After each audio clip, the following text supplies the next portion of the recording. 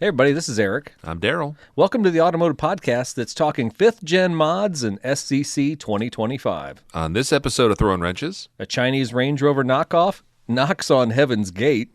AI wrote our intros. The USA makes a better robot than Russia. So we have that going for us. All that and more on this episode of Throwin Wrenches.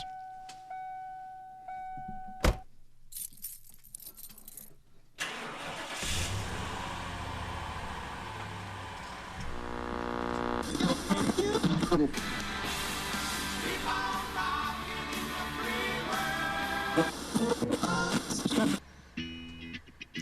I'm going to hang on to that Neil Young for a while. I kind of like it. Yeah, he's classic. It's better than the terrible Smash Mouth one we ran. Mouth. Yeah, ran with that one for a while. Some would say too long. Yeah.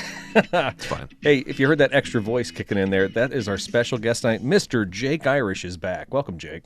Thanks for having me. Yeah. Where's the studio applause? Oh, there we go. There we go. Thanks, Daryl. Live studio audience. Yes. And they're very enthusiastic. Yeah, they've waited a long time to have your triumphant return. We go back. We were just before the show. We were looking episode 16. Yeah. It was your first appearance. Literally 90 episodes ago. That's crazy. So we go back a ways, but I'm trying to remember, is this the 5th time? Are you a 5-timer now? You'd have to be. Surely, right? I think so.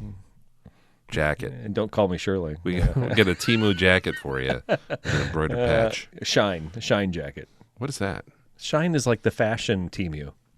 Come on, didn't Daryl. Your wife doesn't use Shine? No, she doesn't. She's not an influencer? No. If influencer is a thrift store / estate sales shopper, yes, but no. Oh shoot! Hey, we got an email this week. We got Spotify comments. I'm telling you what, Daryl, my grandma guilt is strong. It must be working.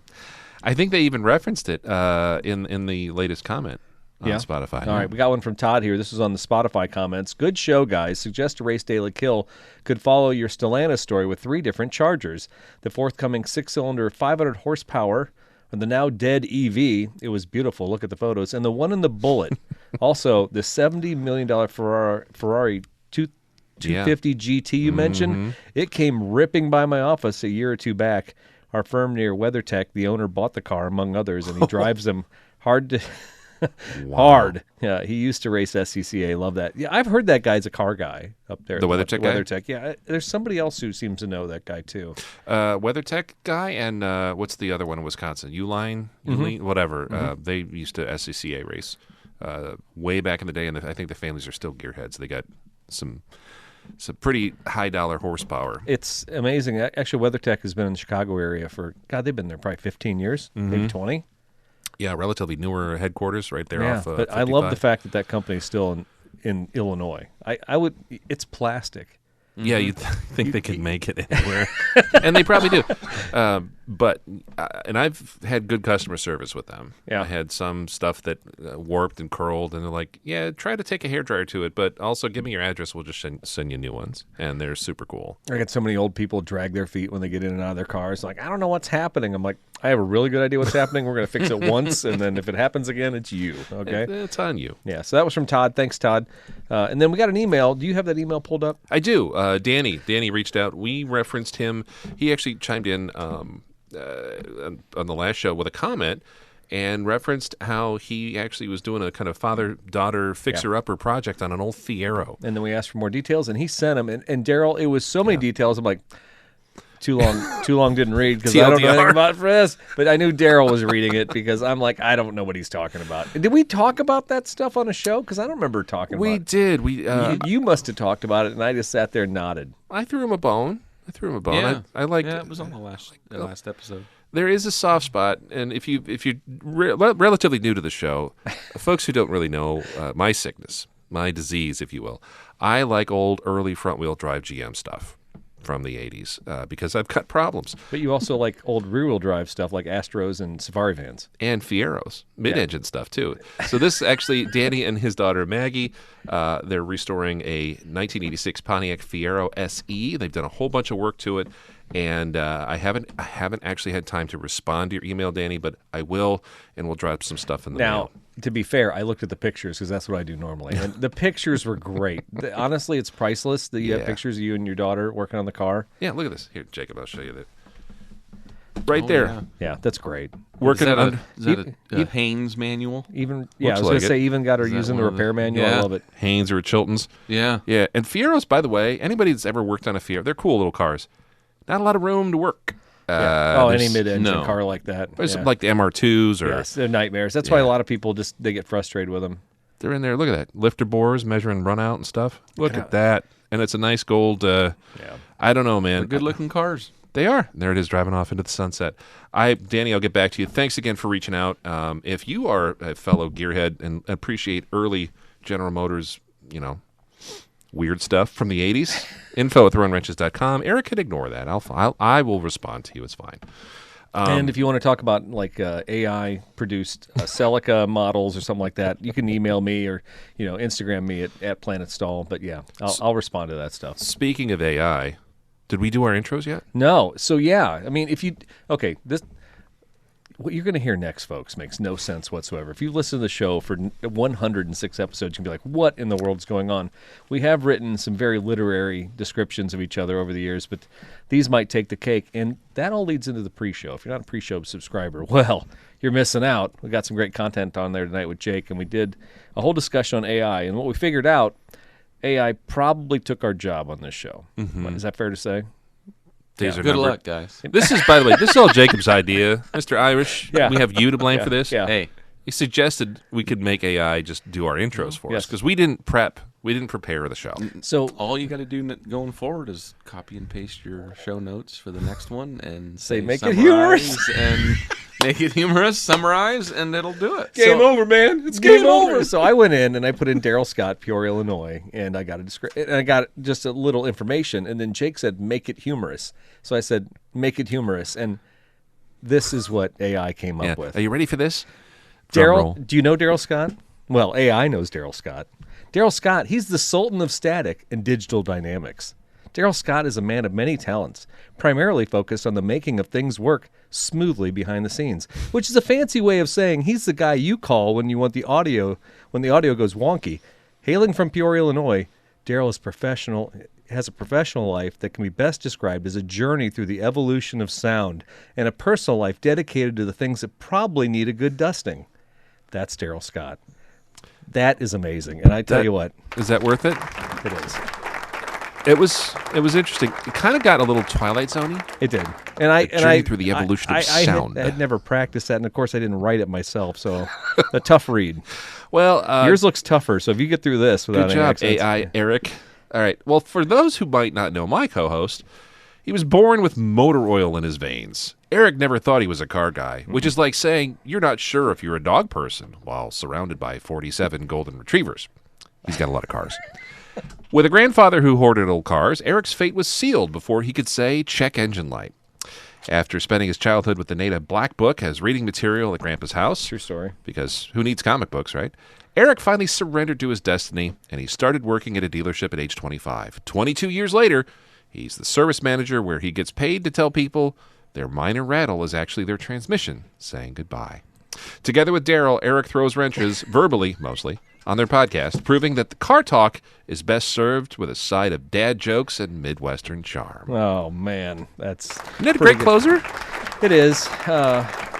The dates are wrong. I mean, I started there at 25, but I'd like to say I'm only 47, but no, it's been a little longer than 22 You don't look a years at this day point. over 70. Thanks, appreciate that. Yeah, it's fine. It hasn't aged me at all. It's fine. And apologies in advance to our guest. Yeah, well, this was his idea. If you Oh, don't you know what? No, you deserve every bit of this, Absolutely. Jacob. Jacob Irish. The man, the myth, the equipment sales specialist. Jake Irish, not just a guy from Green Valley, but a crucial cog in the heavy machinery world. He's an equipment sales specialist at German Bliss Equipment, Inc., which sounds less like a place you buy a tractor and more like a spa treatment for your industrial needs. That's Jacob Irish. Spa treatment. Spa treatment. It kind of does sound German bliss. And we got to plug German Bliss, too. They'll probably really enjoy this if I were to break this out and tag them in it, right? I don't know if I'd share the spot I don't know. thing with I don't know. I think we could get a higher-ups. tractor spot, and we could get that going on for you. Maybe. All right, so we didn't write an AI for our sponsor, Forts Toyota, but thanks again to Forts for sponsoring the show. I talked last time about how we had a bonkers month 2 months ago, and that led to we need more cars than a lot this last month. So the cars have been coming in like crazy. We had a delivery truck, and I think everything was sold on it. It's stupid right now. So end of the year, a lot of stuff is going out, and a lot of new cars are waiting for them to come in. I actually just did a video on the Trail Team page for the 4Runner. Jake and I are going to talk a lot about 4Runners coming up here in this episode. But I did get to drive a 6th gen over the weekend, and I love 5th gen. I will never not love a 5th gen. But I will tell you, if you need a light truck and you want an SUV and you want to have some capability, 6th gen's pretty cool. So Was it your first drive in it? Yeah, I mean, so they were really hard to get, and most of them were sold coming, right out the chutes. And the last thing you want is guys driving those things around, putting a couple hundred miles on before people get them. So listen, I'm in the car business, so I don't have to drive everything now when it comes off the truck. I used to be that way, like let me drive it. But now I wait till they've been on the lot for a while. So this one had been on the lot for a couple months. It's a car we have for loaner use, but we just literally have it for test drives when we didn't have 4Runners. So I took it for the weekend, and that was my first chance to really spend some time. Angela got to ride in it. She drove it by herself to go do her run on Sunday morning, and She like it? yeah, she liked it. Yeah. So I'm not smitten, but I'm sold on everything that I thought was a deficiency on it. So Okay. it's a smooth ride, and I would gladly drive that thing cross country. So Interesting. Good to know. yeah, and the color, Angela was all about. She's like, "You're getting this truck, right?" I'm like, "No." She's like, "It's a great color. It looks beautiful. And it rides great." I'm like, "Okay, What all color right." was it? Everest, I think is That what they call that green. green. Yeah, because when you think of Mount Everest, you think green, right? No. Okay. That was quick. Jacob, have you been behind the wheel? You're a 4Runner. No, not of the new 4Runner. I had been behind the wheel of the new Tacoma. Yeah. And I can see the appeal. Yeah. And then you look at window stickers. That's a whole nother conversation. Well, that's the thing. Like, okay, so I may still get that Tacoma as my demo because it's pre-damaged, right? Oh, yeah. Yeah, because that's the one that got stolen, and it's already got some scratches. So why not let Eric just take it on some trails and beat up a little bit more? Nice looking rigs. Yeah. Oh, Regan's yeah. is sharp. And this one's an off-road. It's very nice, but I'm going down my driveway is like my test run. The Tacoma is it's a truck, and the back end kind of hops around, as it's skipping on the rocks, stuff like that. The 4Runner, no matter how fast I go in tree hugger, 1, 2, or 3, and this new 4Runner I drove, I'm not bouncing. I have total control on the gravel. It's just there's a different feel than a truck with no weight in the back. Yeah, you've got to have your gear once you put the gear in. I know, but I really like driving the 4Runner more. Oh, yeah. I just don't like that hop that a truck has in the back. So I don't know. You got stuff you got your fridge and all kinds of equipment to put in there. I get that, but at the same time, I wouldn't be driving it every day with all that stuff in it, right? So I don't know. It's nice to have a little fizzy water on the highway. You probably would. Where else are you going to put your Pellegrino? Yeah. right. Mm-hmm. All right. So anyway, you. thanks to Forts Toyota. You can find them on the web at www.toyota-pekin.com. Also find them on the gram and find them on the TikTok and everywhere else at Forts Toyota. I believe will get you everything on that.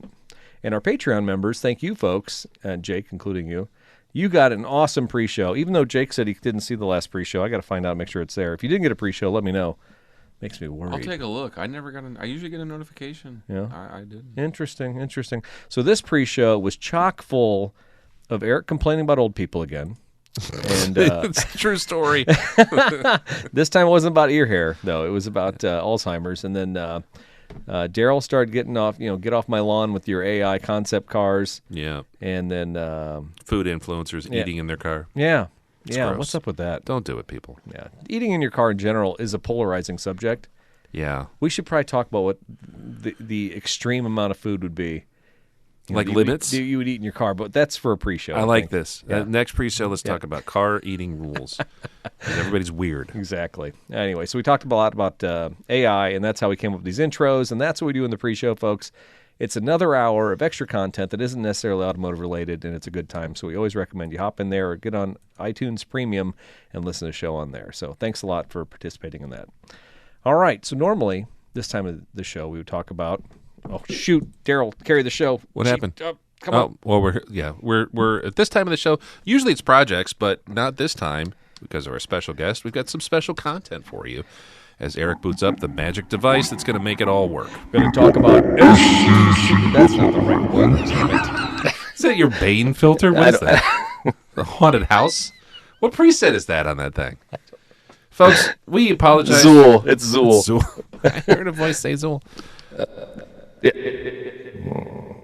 Projects. Okay, well, that kind of works, but that, moment of Musk kind of upset people too, right? I don't know. Anyway. How much was that? $7? Something. $7. Okay, that's better. It's normally time for projects, but today we're going to talk about SCC. See, that was worth it right there. That's money. And you know what? I never hit on air. No? God bless So it didn't even show up? No. All right, that's fine. We can put it in post. That whole time. Yeah. It's fancy. Time for projects. But instead, we're going to talk about SCC. All right. That's all right. It's all done. Whatever. Next show. You'll get it in the next show. I promise. By the way, if anyone wants to go back and listen to how many times Eric used to bust my chops about buttons on mixers, yeah. you hit the wrong one. There's 106 episodes that you can go through, so have fun with that. Yeah, okay. All right, so we've had Jake on here countless times, obviously, but the funny thing about Jake is the countless times he's been on, he's probably changed vehicles all 5 times he's Every been on time. here. Yeah, It's true. Easily. Yeah. I may have had the white TRD Pro on episode you did. 16. 16 was, Yeah, that was the picture. That was from right? Windrock. Oh, yeah. Yeah. 100%. Yeah. Yeah. How long did you have that? A year? No. That one I had from 2017, 3.5 years. Okay. That was That's a the nice one rig. that got away. Yeah. That is the one that, you traded in on a 200 series, and you're thinking, yeah, that was justified. And at the time, it was, and we'll get into it probably here shortly. But surprise, I have another one. But it was the one that got away for sure. Yeah, that was a great truck, and Jake has gone through a lot of iterations of different vehicles, but most recently he picked up like the last generation of 5th gen. Literally, we were down to like our last 1 or 2 vehicles coming in. I think right? the other ones you got coming in were not the off road. Pat had looked, and I mean he was like, we're down to like 4 coming into the country, and he's this is probably the last off road premium that they had, and they were almost all underground. Everything was coming in was underground. they had a couple limiteds coming in. Yeah, and I wasn't because I think at the time when there was still like a couple more waves left.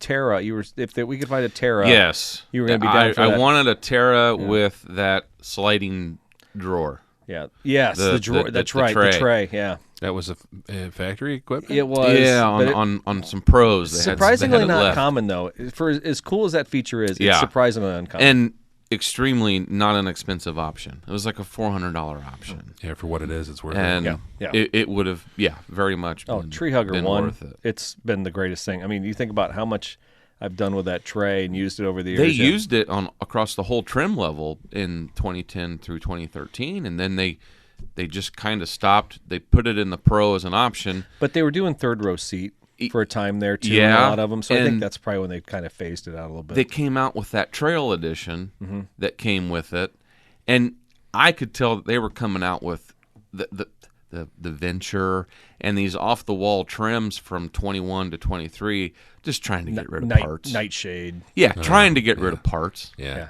For the end. So you got your 2024. Yeah, I got the it winter? in early August, Oh, okay.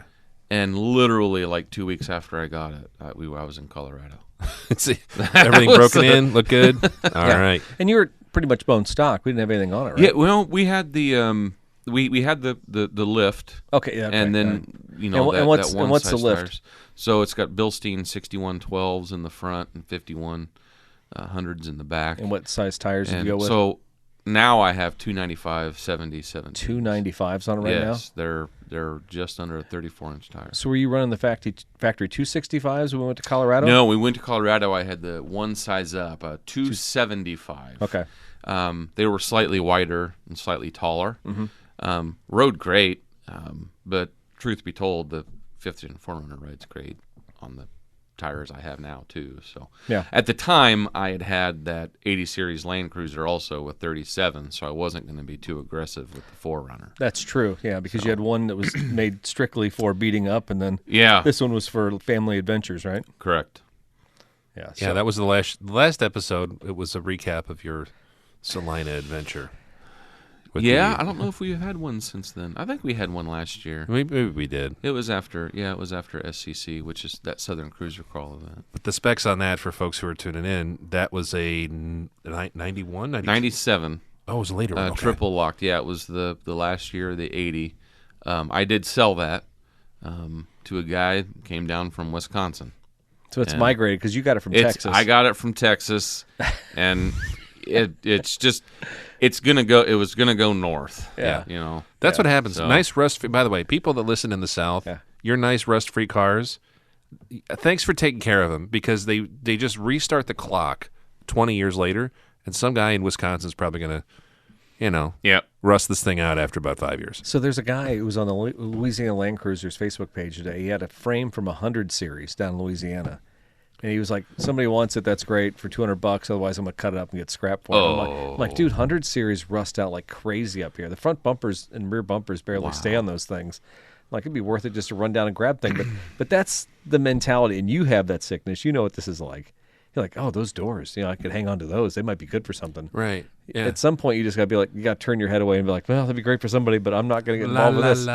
Yeah, right. But it's like trying to reconnect people with that stuff, because, like somewhere in Wisconsin, Minnesota, Ohio, some poor guy is like, man, if I could only find a rust-free frame for one of these things. Yeah, because the 100 series, well, you've never had a 100, have you? No, so you're due. there is less vehicles that I've had than I've had, right? So 100 series I've never had.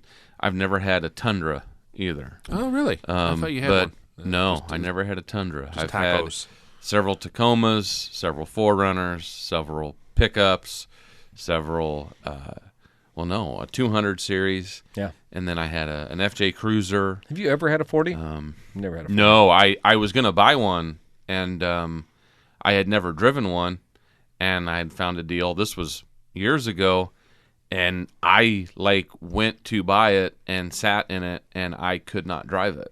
It's too small. My legs were too long, Okay. and I couldn't shift it no matter how I tried. And I Probably said, saved wow, yourself I'm some agony. really glad that it was priced to we were just going to use it like a top off type convertible thing, but I said I can't drive this.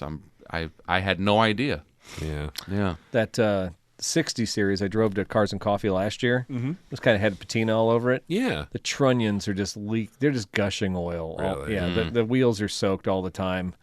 And it's just one of those things like, got to tear it apart, got to redo this whole thing. It's just we drove it a couple times, and now it's a mess. So Underneath, it's just, yeah.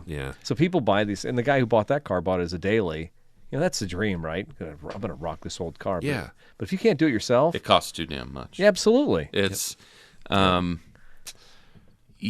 bought the 80 series. I did it right. It was a Texas truck. It was not a resto done. It was not one of those claiming to be, all Perfect original all that, yeah. stuff. And well, heck, I drove that I had that over 3 years. I went to Colorado. I did It actually did pretty 3 good. trips to SCC in it. It might have my record. You put miles on that because a lot of I people did. would have a truck like that, and they would trailer it. Yeah, They would definitely driving that thing to Colorado and back, dude. That's stones right there. I think. You had that thing dialed in. It was 37s? Yeah, I had Bronco 37s, and I didn't change out the ring and pinion. Though I mean, the Toyota factory, differentials in those are just they're bulletproof. And Marlin Crawler had came out with transfer case gears, so I reduced the gears with Fords in the transfer case. For those listening, if you have an 80 series, do that. It's easier. It's absolutely amazing. It puts the high range right back into what it was stock, and the low range was even a bigger reduction. So you had your crawl. Nice. And we'll talk about it. But I had to relearn some things on this trip in the vehicle. A different animal. Yeah. Not Oh, you're talking about the 4Runner. not bad, but it took me a day. Yeah. Eric would know. It took me a day, and I think, we'll get into it. But by the last day, I realized, nope, I'm good with what I've got. But So you upgraded the tires then when you did the bumpers? And yeah. everything? So I sold the Land Cruiser, and it was one of those situations where I sold it. You never get your money back. This is just for fun. Yeah. But it was an influx of cash. So you didn't want to sit on it for 18 months and fight a million people online for it? No. See, that's the thing. Like, I posted it, and I think I sold it in a week and told the guy, gave him all the receipts, and he was like, this is a pretty good deal. And I'm like, if you just bring me cash, I don't care. Yeah. You come to Casey's in South Pekin, and he had the cash and did the whole thing, and I was like, all right, good luck. Yeah. I was very forthright. I said, if you've never had an 80, this is a $30,000 car. Same thing that was told to me. And he goes, no. I go, I know I'm charging you this. I go, but it's a $30,000 car. Yeah. And I said, it doesn't matter if you buy one that's 30, it's 30. If you buy one that's $5,000, if you want it to go, it's a $30,000 car. Like that's it. Did he understand? Because people that are like, oh, this is cool. He had 100 series. Okay. So he kind of had to step up in that regard, and I think he had looked for a long time. But being in Wisconsin, he's even further away from nice what stuff. we are. Yeah. I took my hits and licks, but he had posted a video after getting it back on one of the 80 series groups, and it basically was like, I think I bought a problem, and it was him reaching on the drive shaft and twisting it, and it had play in it. And I knew I was okay when that whole group was like, dude, that's actually really good. Check mine out. And then they were like, these are 30-some, like almost 30 years old. What are you talking about? There's nothing wrong here. And I was like, he's going to either learn that it was a $30,000 rig if he wants to keep it going, or he's going to realize that even myself, I did a pretty decent job with it. Like, I changed spark plugs and a comfort didn't know what was wrong. Like, I could do things on that car. Troops, I just don't want to. So you get to a point where you're like, I'm not having fun. So I had the cash, and I told I told my wife, I said, I mean, it's going to go somewhere. It's not like we would miss it. I said, there's things that I want to just immediately just do to the 4Runner that I had, the 5th gen, and just there. Mm-hmm. Like, just be done with it. And truth be told, who knows when I'll sell it, because it'll at some point. But there's a little bit difference in that story, too, because this was like, okay, last chance to get the 5th gen. That's the only one I regret.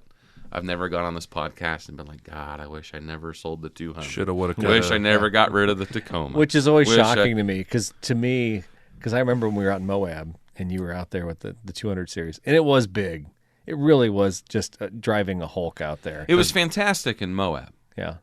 And it was fantastic driving out. And it was a great daily, like, just a comfortable, amazing vehicle. But when I took it out to, like, SCC or... Did you have that at SCC? Yeah. I don't remember that. It was at SCC. You didn't scratch the hell out of it? How'd you do that? No, it was okay. God, dude, this last time you and I went, I think we left with some mystery. No, it wasn't SCC. It was... did you take it to Windrock? Yes, Windrock. Okay. It was before all of that. Okay. And then, because at SCC, that was the year I took a Tacoma. So I never did have it at SCC. See, I can't keep track. You're younger tough. than me, pal. You should be hanging on to all this. And for noobs like me, SCC, Southern Cruiser Crawl. Sorry, yep. You're fine. Yeah, you're not a noob, Daryl, but I appreciate the rope there. You are the radio professional, as AI says. He is the Sultan of of static. All You're right. good. Yeah. So I had that influx of cash, and I had already kind of knew the route I wanted to go because I've had so many damn Toyotas. I mean, it was just. But so we joked earlier off air before Daryl showed up, like Malmgren. We know Malmgren just like our friend Matt. He just like reads everything, and he knows all this stuff. He always knows the clearance and the tires, all that stuff. Oh, like specs and stuff. Yeah, but you found like some interesting the bumpers. You found I'd never even heard of the back bumper. That's an amazing setup on that. Did you just like luck onto that, or had you seen some stuff? So I knew that I didn't want to be a super heavy rig as far as what I was adding onto it. But a couple things that I'd learned with the 80 was it wasn't necessarily that I had 37-inch tires. That thing doesn't have any power. It was that I could clear different obstacles. Yeah. And once you can clear and you have good tires, boom. So I had been looking at rear bumpers ever since I had the original one. And they're all so gaudy. They're all so overlandy, heavy. Like, bulky. You're going to be able to put on these roto packs and ladders and all this stuff. And there was this guy that had posted a couple videos, and I was kind of looking, and there were a couple different ones. But he was like, this is the highest clearance. And I knew that if I wanted to get to that tire size that I wanted, I'd have to get the tire out from underneath of it anyway. Mm-hmm. And so I found this bumper, Windworks. He's like a two-man shop. Him and his brother manufacture him out in California. And I had basically messaged him my email. The owner replied back. And, I mean, he was like, yeah, I don't have, like, free shipping or anything. I'm just a guy doing it. Just a dude. But that actually kind of intrigued my curiosity on, well, that means that there's not very many of these. And he's becoming more popular. So I started following him on social media. And then reviews were coming back about, like, this is a very nice, well-made bumper. So I pulled the trigger on it. And I knew that it was going to involve cutting and all that stuff. And then I had, I kind of was looking at, there was a company, I knew that I wanted an aluminum, like, shell bumper on the front. Because I had the C4 Low Pro lightweight front bumper, but it didn't do anything on the sides. And this goes back to, I knew that with the 80 series, where I was getting my ability was I wasn't hitting anything. So how do I get that? And then this company, Backwoods Adventure, they're out of Arkansas. Again, I messaged them, and they were very quick to, like, talk me through different things. And they have it's an amazing bumper. It's a full-size bumper, tons of clearance, lights, the bull bar, but it's a 23-pound bumper. And the winch cradle, that's the same weight as like a C4. Mm-hmm. So, and it had the reinforcements and that's plate steel. Yeah, okay. Yeah, that was full on. This one here, where I'm winching from, is fully reinforced. Yeah, And they had a Memorial Day sale that it's insane what I paid for the bumper from what it is now. Yeah. But again, I had made the decision that I wanted it to be where at some point, if I do keep it, this is going to continue to allow me to go bigger, but different. Does that have built-in the fog lights and stuff too, or? Yeah, those were all included in it, and then wow. Forts did all the cutting, putting together. Now you say cutting. There's part of me. I understand. Oh, there was a lot. Serious. You're cutting. talking cutting the frame horns, the ends of it. Yeah, that was the back. We cut the receiver off. Okay. Which, by the way, for the record, of all the Toyotas I've had, I've used a receiver one time, and it was with the 200 series, pulling a trailer for a friend of mine who bought a trailer. Now, to be fair, you get a company truck that can do all the towing you need it to do too. That to be fair, but that was before I had a company truck. But it wouldn't be a priority. You're not using it that much. No, and no one should be towing with a 4Runner. I tow every once in a while, like a little garden cart. Yeah, I mean, yeah. I said what I said. It's not a Duramax or something. No, like that, and They're already slow. The setup, though, the setup on that truck, I know Eric in our group and obviously in some of the social media, I always love getting in progress pics too. When like somebody's in there with a torch, just gutting the So it was a body mount cutting or wheel. something. I mean, the big thing on that. So this has you literally remove the whole rear cross support that would have your 2-inch receiver welded to it. Okay. So you're chopping it there, and then you're putting some angles on it, so you can just like marry this bolt-on bumper to it. And the bumper, his cross support on that bumper is a 1-inch tube steel. Okay. It looks fragile, but it's still really strong. But the way it literally goes all the way up to the back hatch where it would like go down to the bumper, comes down to that 1-inch tube steel. You've literally removed everything under the truck, under the hatch. Mm-hmm. It's crazy.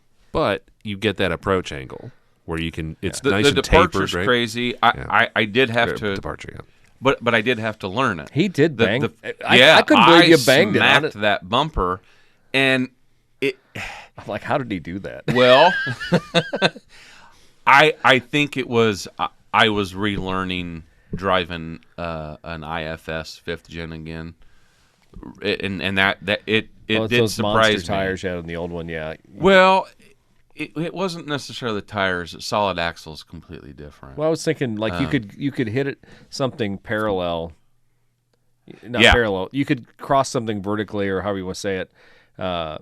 Whereas when I'm driving my truck, I'm hitting things at 30-degree angles, 45-degree angles, just trying. Well, to, it didn't trying take to, me long trying to cut the realize angle that- to save the ass of the truck and the Yeah. tailpipe and all that. And I got back to doing that. You know, I did that in the Tacoma. I never banged the Tacoma bumper as bad as I did on this trip because I realized, I've really kind of forgotten the process of how these trucks kind of take terrain like that. You know, I'd had it to Colorado, but that's not anything. This is a little different. Yeah. So you were out, you hit up the trail, you hit up SCC this year. Your truck is what at this point? You've had it a little over a year, so it's Year still a and a half. relatively new truck. Yeah, it has. Right now, it still has less than 12,000 miles. What got banged up? My door. Yeah. I- So have you done I got it? the scratches are pretty well out. I spent some time buffing that, and then I bought a little dent puller, Oh yeah. like popper thing from like Amazon, and it doesn't look near as bad. But yeah, The suction cup ones or the ones with the glue? the glue, Did it work okay? it worked. It worked enough that I'm not It's ashamed fine. of it. You know, Yeah. I was mainly really angry at the scratches, Yeah. and it So it was really dry this year. SCC isn't. We've gone to this event. This is my 10th year. Essentially, I missed a few here and there, but I went there 10 years ago, and I've made like 7 or 8 of them. Jake's been there at least 5 or 6, right? Yeah, maybe no, 7, I've maybe as been many there as I since have. 15. No, well, I've probably been there one more than you. Okay. But that's it. Yeah. That's- So we go to this all the time, and it's a great off-road park. It's in Hot Springs, Arkansas. It's a Toyota Land Cruiser sanctioned event, so it's just filled with Toyota trucks, and the whole park is just filled with Toyota. So if you have problems, if you need resources, you got Toyota guys all around you. It's awesome, and we'll get to this, but I think the biggest discouragement when you got the scratch, it was in a stupid spot. It was in a spot There was no like, story. Yeah, there was. Yeah, it's like, how did that happen? It's like, and that There's happened no to me. war story to Yeah. share, and It's terrible. Yeah, yeah. It's okay. We were hitting some trails, and the funny thing was because this year, I'm not sure why. I know I was rushed, but there still just wasn't a group like there normally has been in the past. It was just Jake and I. It was and what happened? We flew through that park. We got down there the first day. Like, oh, let's go over here and do this. Let's go over here and do this.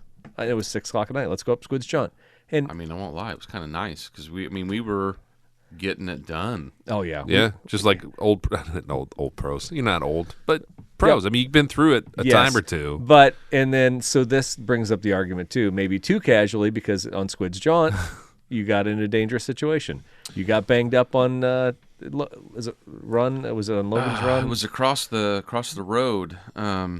We were with Bart, and I came up around a corner, and I think he had broke loose some rock, and my passenger side went right into the side of the hill, and I knew right away.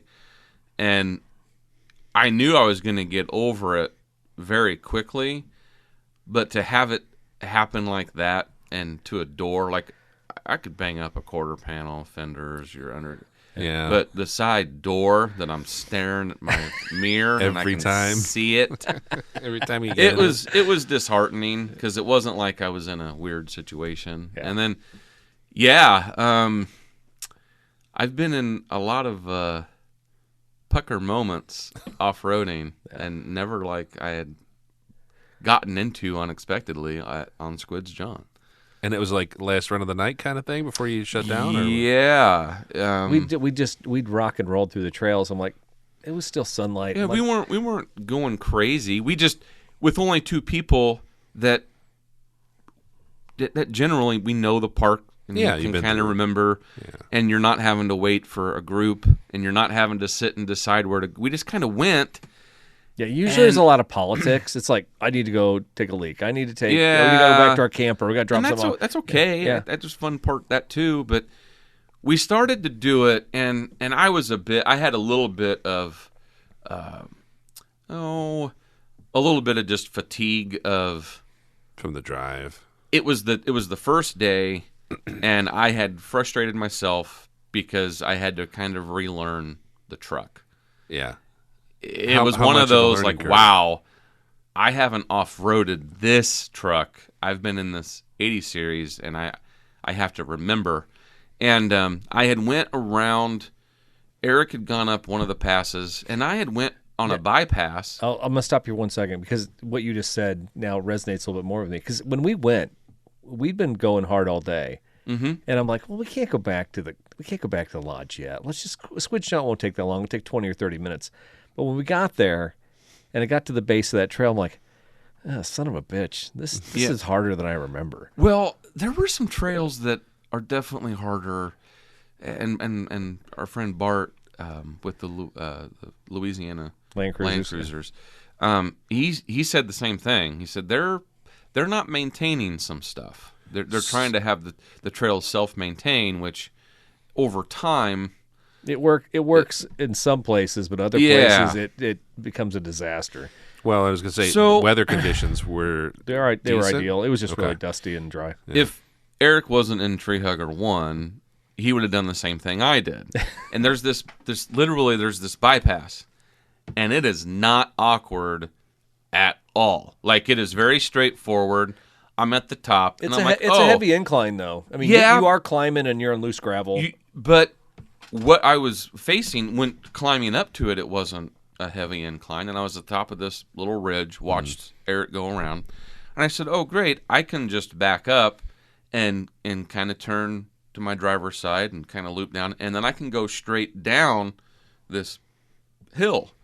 That, by the way, I mean, it wasn't. I knew right away, like, it wasn't that big of a deal. It was groomed. It wasn't. Yeah, Was it Eric decent has shape. me on video where he's watching me and I'm backing up and it's turning, and I stop and I put it in drive, and as soon as I turn into the hill, my front stayed where it was at, back and my slid back out.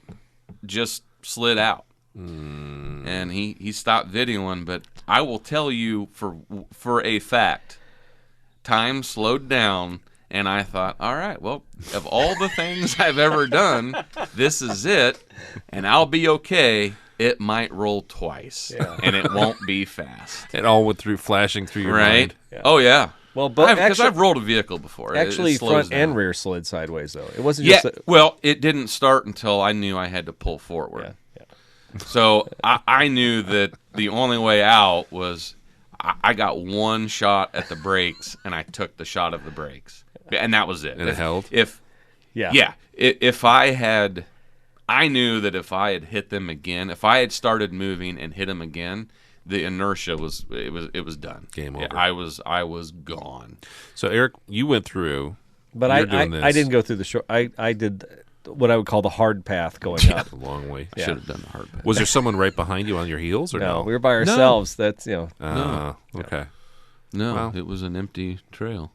and I never would have thought to stop and spot him or anything like that. It just was. I wasn't going to ask. I was out of the truck, and it was Yeah, you thought I you thought had it was an easy drop. Yeah. There was some grass that was hiding some Yeah. loose rock, and I did. I let it go. I started going forward, continued to turn into it, and I didn't hit the brakes again until I was down. Well, I'm glad you didn't roll. Oh my God, That would have been good. That would have been a terrible day. It was just, I honestly.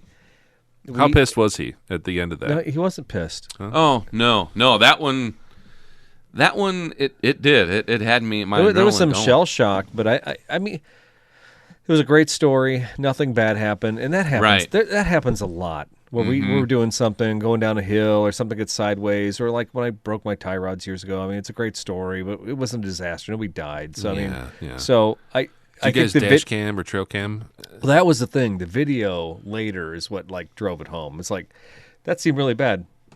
Oh, here's the video. Oh, it's worse than I thought it was. It was actually really bad. Let me tell you, somebody was praying for being this guy. in there. Yeah. I mean, we have done some crazy stuff. Yeah. And I now know that I wasn't close before. That was close. Yeah, that's dodging a bullet. It was going to go. And so that always, gets into that question of you have a brand new truck. Should you be out there with a brand new truck unless you're willing to sacrifice this stuff? I mean, a lot of guys, you probably had the freshest vehicle there, right? Probably one of them. Fifth gens have gotten way popular, but there was a new Land Cruiser there, but they weren't taking it on any trails. Yeah, they didn't do much, even though he won the driver award. But not for not distance? Go figure. Yeah.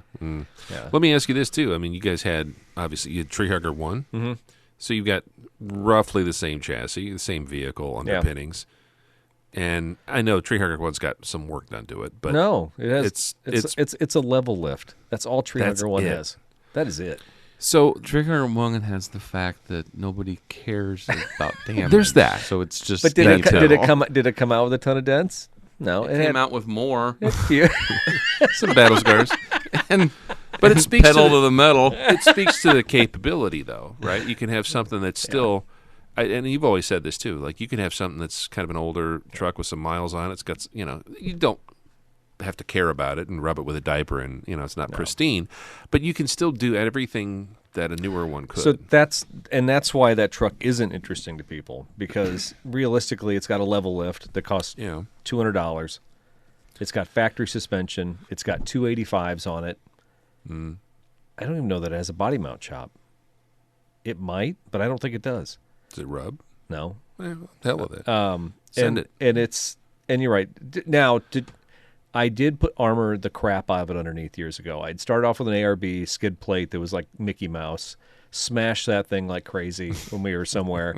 And then I moved on to CBI maybe or something like that, or RCI. I think RCI. Yeah. And that thing got crushed. And then now the newest one that's on there, I can't remember the brand, but the one thing you can invest in if you're going to do rock crawling is skid plates. I mean, that will save you so much grief later on. So that truck has always had that protection underneath it, because I'm low. I'm not raised up. I'm not in super high tires or super high lift, but I will slide over anything and not have much problem. So I usually have to bend the exhaust back after any trip or the tailpipe or something like that. But I think I bent up my muffler on that rock. Yeah. But no, Tree Hugger 1 has been. It's the weirdest truck. We got it with 90,000 miles on a trade-in. So an old couple from Lexington owned it. It was a trail premium. I took it to FJ Summit 9 or 8, FJ Summit 8 on just terrible General tires that were like so noisy. Stock, no lift. Ran the crap out of it. 265s on it. Crossed every mountain path, Nice. every pass, and had a blast with them. Like, it was great. I'm like, oh wow, this is easy. And never really had to do much to that truck, and it's been pretty faithful. It always starts. It always goes. The radiator got clogged up. We replaced the radiator years ago, but it's a storied vehicle at this point. Yeah, it's got some provenance. It's got legacy. Yeah, but it could be in the Forts Museum that nobody cares about someday, but just to us. I'll tell you what, though, and I have seen it does seem like the last of a body style brings out all the people like, oh, wait a minute, you've been a Toyota guy for a long time, so this isn't you. But do you notice, like you said, fifth gens are plentiful at some of these events? Is it because of that? Like, oh, they're changing the model. I want to get one of these, and people kind of falling in love with it, or are they people who have always had 4Runners that are like, I'm going to get this last of the ones that I like and run that? So there wasn't a lot of super new 4Runners. I think I didn't feel like there was either. No? I think they're becoming of age to where you see them more at off-road parks. I was the crazy one back in 2017 that took a brand new TRD Pro. I may have been one of the first TRD Pros at the time. So you've done this at before. Hot Springs. Yeah, right. It's not that big of a deal, guys. Yeah. I pay for insurance, so Right. but there's a big aftermarket, and I don't think you saw it when I bought it. I bought it for kind of that reason, but mine was more of, all right, I'm tired of feeling like I really let go of the last one I had. I should never have let it go. I could have avoided a lot of financial poor decisions. And had I have just kept it, okay. So it was familiar to me, and I kind of had a leeway to know that. I mean, I knew right away. What you wanted. Bilstein 6112s, JBA upper. I knew the right away stuff. The recipe. That He did. Yeah. yeah, that just works. Okay, great. And then you have the sticker shock difference between the prices that you paid in 2017 for the exact same. Yeah. It's funny, though, when we talk to customers, and they're like, I want to do this, I want to do this. I'm like, well, what are you going to do with it? What do you mean? I'm like, upper control arms are a major deal. Body mount chop is a thing. There's all these things you need to think about. Don't just run over to the local tire place that throws lifts on cars, and then pretend like you're going to do something. Are you really going to do something with it, or are you just going to drive around the parking lots? We need to know before we quote you versus the other places in town. And to Jake's point, we know the setup. We've set these up now 100 times, and we know it works. People don't come back on a hook because of the setup. Right. I was going to say, and you guys both can speak to this. There's trucks that people bring out that have had work done to them that look great in pictures. Mm-hmm. There's other ones that look great and function on a trail. Yeah. What's the area that people skimp or don't do right when they want to say, oh, I want, like a lift kit, I want this, I want that, I want something that I can take off-road? What's the biggest, I guess, mistake people make? Those stupid rims sometimes. The wheel choice. What kind? Like the fake beadlock ones or what? No. Just cheap alloys. Or they'll almost go too big, and when you're off-roading, you want as much sidewall as possible. Yeah, with big offset. I remember when I bought the 200 series, I went down to a 17-inch rim from 19s. The 20.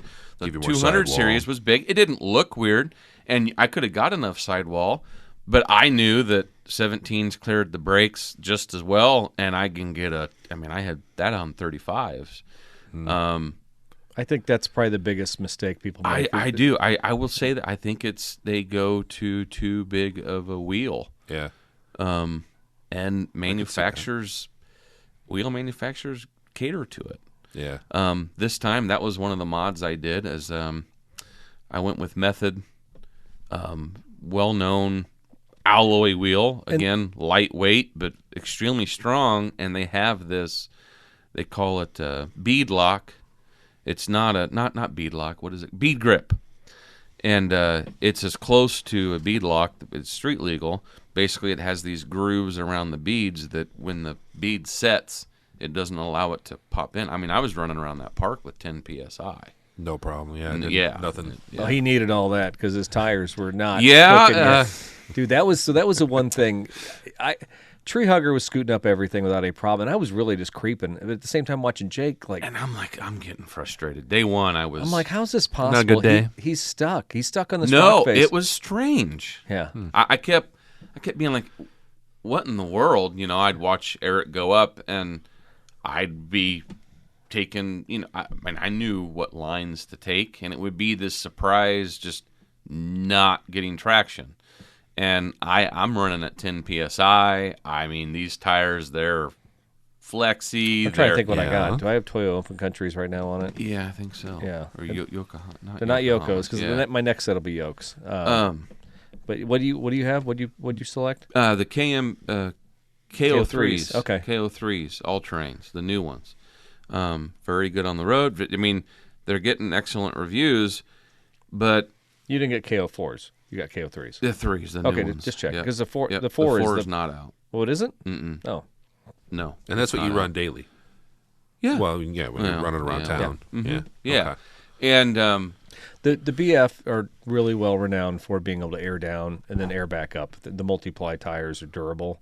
Yeah. So that's why they've been popular for the off-road community over the years. So because he had Falcons years ago, we don't carry Falcons anymore. And I'm like, Wild Peaks or whatever. Yeah, thank God, because you had that sidewall rupture that one time, and I'm just like, that was the AT3s. Now they have the AT4s. What you're thinking? Okay, but that's what's coming on the new Pros.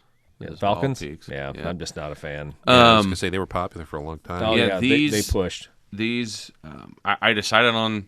I had the BFGs on the 80 series Land Cruiser, and they get a lot of hate, but I liked them. But these tires, they're E-rated, which on a 4Runner is not really heavy enough. But 10 psi, you know that it's a pretty cushy ride. Sure. But the compound, we kind of figured out that the tires were so new that that they're just hard. I ran my hand over them like, these things are like rocks still. Yeah. You could Really? feel the surface was burnished on them. You could feel the softness of like the initial millimeter on top, but the rest of it was just like a rock. It's So I would go onto these rock faces that theoretically I should, slip a little bit and go right up, but I was just nothing. Spinning. Yeah. And finally, I think there was, I can't remember what pass it was, but Eric had gone ahead, and I think I spent at least 30 seconds chewing the hell out of the tires. I was like, I've had it. They're going to spin right now. Give it hell. And then like the next day, I did a lot better. Yeah. And then Eric had left early, and I went on Saturday, and I was good. I was with the Louisiana Land Cruisers, and I was doing what is it called? And some chemistry folks are, smart people listening. Is it release agent that's on there? Oh, I don't know. Like somebody, you see this with white wall tires. He'd gotten old past cars. that by driving as much. I would think 10,000 miles into the truck or maybe how many miles? I only had That's maybe true. You just 1,000 miles on the tires. But driving, if I would that. think driving to Arkansas, and then airing down to 10, I would think you would have at least gotten through that initial layer. Yeah, and I've also heard when those fresh tires, new tires heat up, the first couple heat cycles, it's still leaching out of the rubber. So you might that's a good point. The rubber feels different now. Does than it? did. Yeah, They scuff it up a little bit. I I destroyed. I let them eat, and they got some chew on them now. So Tree Hugger 1's tires got just ate up. There was a hill that I went up. It was was it a 4 or a hard 3? It was just it might have been a 4. It was just cut and gravel. And you went man. backwards. Yeah, and Either way. dude, so going back to the manicuring of the park, we've been to that park countless times, and we've seen it good, we've seen it bad. Yeah.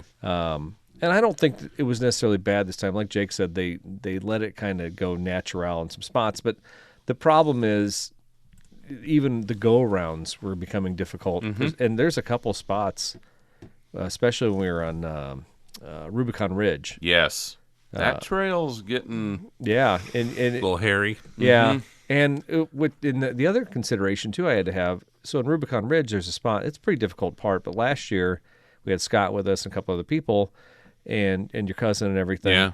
And I'm like, all right, if I get screwed here, if I get stuck, we got people to help us, right? It's just Jake and I. And I don't have a winch and Tree Hugger, and I do on 3, but I don't on 1. You used to, didn't you? I did. It broke. I broke the mount at Windrock that time. Yeah. Bent the front bumper and broke the winch mount. But anyway, but I just knew that if I get on this hairy spot, and I want to sit here stuck in this hole and then have to figure out how to get Jake to winch me up from a quarter mile up. It's just there was just all these considerations. Like, I'm going to take the go around. It kind of sucks, but at the same time, if there's not Be smart. and that's what we were doing. Yeah. I felt like on that.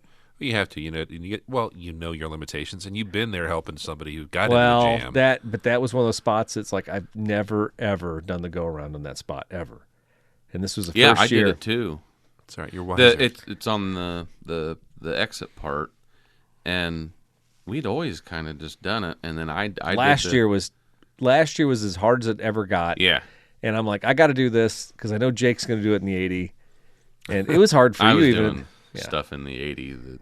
Yeah, I mean, and Tree Hugger Never done before. was holding its own, but yeah, it was. I mean, again, well, I didn't care if I banged that. I hit anything in that. It yeah. didn't bother me. Yeah, you'd have to see the spot. It was insane. pretty gnarly. It was wallowed out from every buggy and everything. I mean, giant, tires, 40-inch tires, whatever. The people are just gnawing this thing out.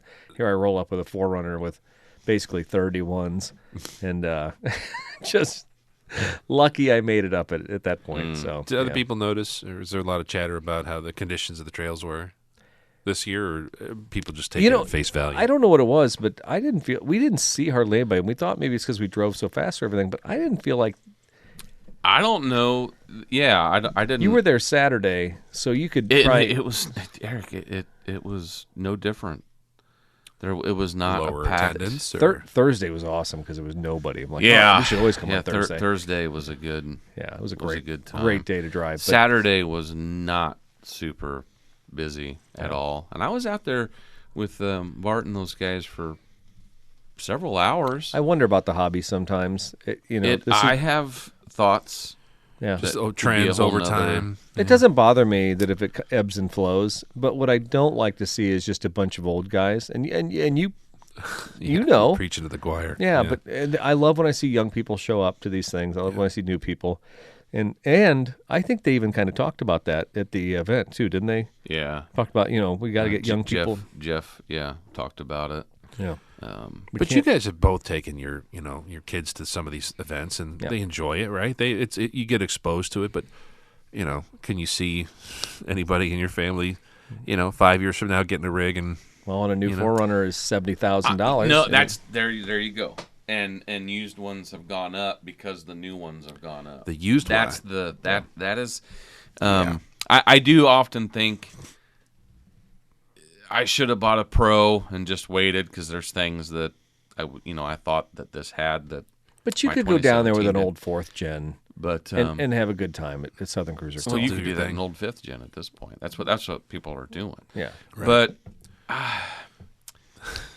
I could see like Lily getting into a 4Runner and doing Colorado.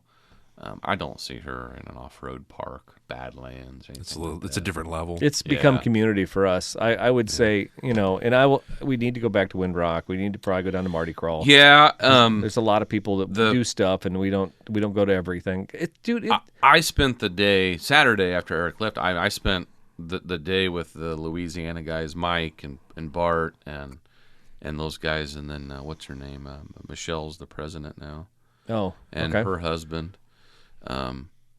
But they more or less, like guilt you into, like, I got to go to Mardi Gras, these other club events, these other Toyota Land Cruiser events. There was one year where we did as much as we could with everybody, and pre-COVID.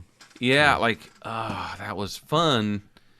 It's you're pricey just with other people. It's pricey though, and it's time off work. It's time away, and I get it. And, a lot of that stuff you probably pick one or two a year that you can go to realistically. But even then, that's Southern. It was always popular because it's just a long weekend. You're not committing. It's not a week long. Yeah, thing. you're not committing to a week and a half. You're not to all that time off. These are held on a Thursday, Friday. So you really. Yeah, I guess it depends on your. It's an 8-hour drive. Your job, right? Mm-hmm. So some people are like 8 hours. I'll never drive it. It blows my mind still to this day how many people are like, 8 hours away. That's too far. I'm like, it must be the Midwestern in me. 8 hours. Probably. Yeah. Just used to a work day. I mean, because I worked just that a work shift. I worked that whole day. Yeah. Left at 4:30, got there at 1:30 that night, had my tent set up, and then Jake showed up the next morning. And it was just and everybody's like, oh my God, that's crazy. And I'm like, if I stay up till 11 o'clock every night, that's really just an extra 2 hours. Isn't that funny? All these people are like, that's way too much. That's way too much driving. And then they're still spending 8 hours on a couch with a phone watching dumb stuff. And you can't tell me that you could be doing cooler stuff right now. Yeah.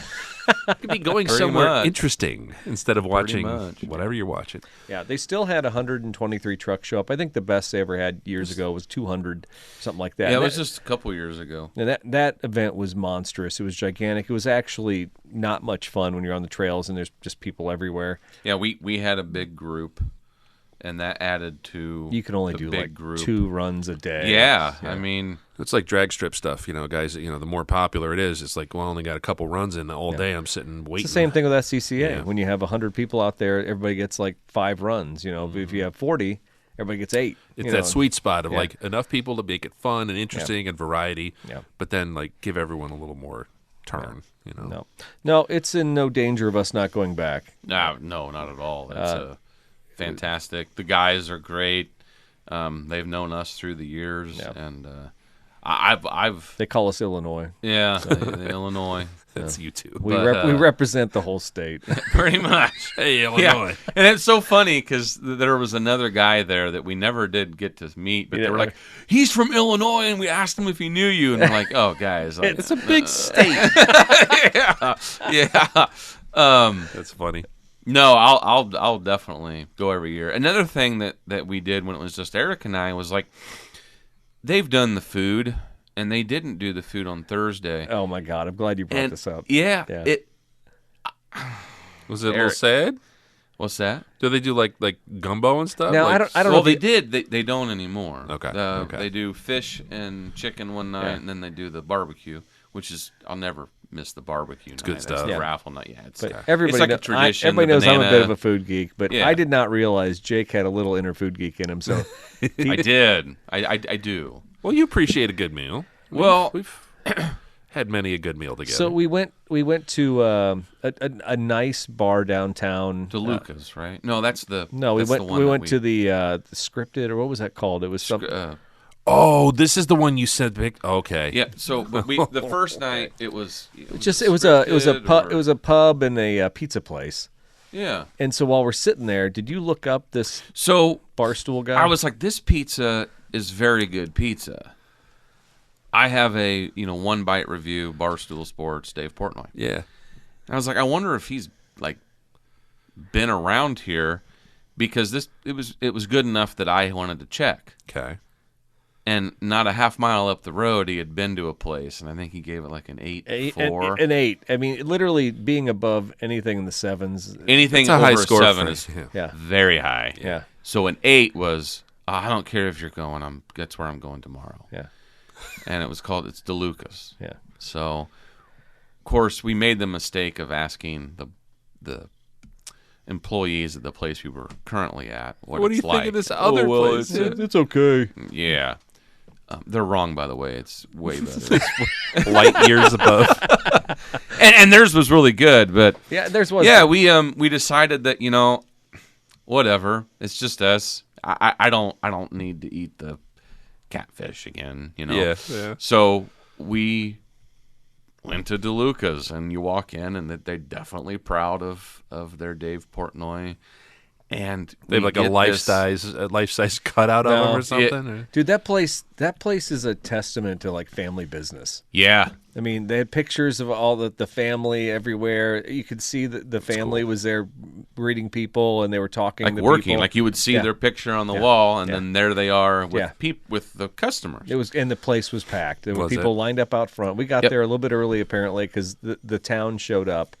Yeah. And Hot Springs is such a weird town. It's like it's hot and cold. It's like looks like pure poverty over there. We saw a but it looked- completely different Hot Springs. I've never seen those kind of people in my life. No, not Really? neither have It was I. like the Peoria hipsters showed up in Arkansas. I'm like, I've never seen this crowd in this town ever. Huh. Yeah, it was kind of different, wasn't it? it was different. Maybe and think it isn't all just like weirdos down. What's, I love what's Arkansas. touristy, right? There's a touristy element to it. And so we isn't kind there? of caught that the first night, the first place. And Yeah. and every time we go to breakfast, I always feel like it's tourists and maybe. Yeah. But that second night, I'm like, oh, this is where the locals go. for sure. Yeah. For sure. different And, vibe. yeah. yeah, it was great. It was, So it was a great So pizza. the pizza you guys ordered, you sent me a picture. Of let this me tell thing, you something. and it was late at night. And It wasn't that late. It was a Friday night, wasn't it? It was like a Friday night. It was Friday night. We may have been sending the pictures late. Oh, okay. We weren't there late. It looked like an exquisite, large pizza pie, It's worth driving 10 hours for right now. and you guys housed it. Yeah, but it's one of those. You have to eat it's it so fresh good and crispy. It's so good that you could gorge. You know when you gorge yourself on food that's high quality, very good, you don't feel terrible afterwards. Yeah. No, That was it. it was that. You're like, I'm going to go back tomorrow You need to night. eat better quality, Daryl. Yeah. Yeah, but like My I reference mean, is we Taco ate, Bell, so. we destroyed a pizza, and I'm not kidding. I've ate plenty feel that I'm fine. like, oh, what was I doing? Yeah.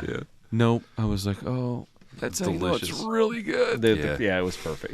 It was definitely one of the best pizzas I've ever had. Yeah. Now I will be in Naples, Italy next week, and I will let you all know. how One that bite, went. everybody knows the rules. Yeah. That's right. As you eat a whole pizza.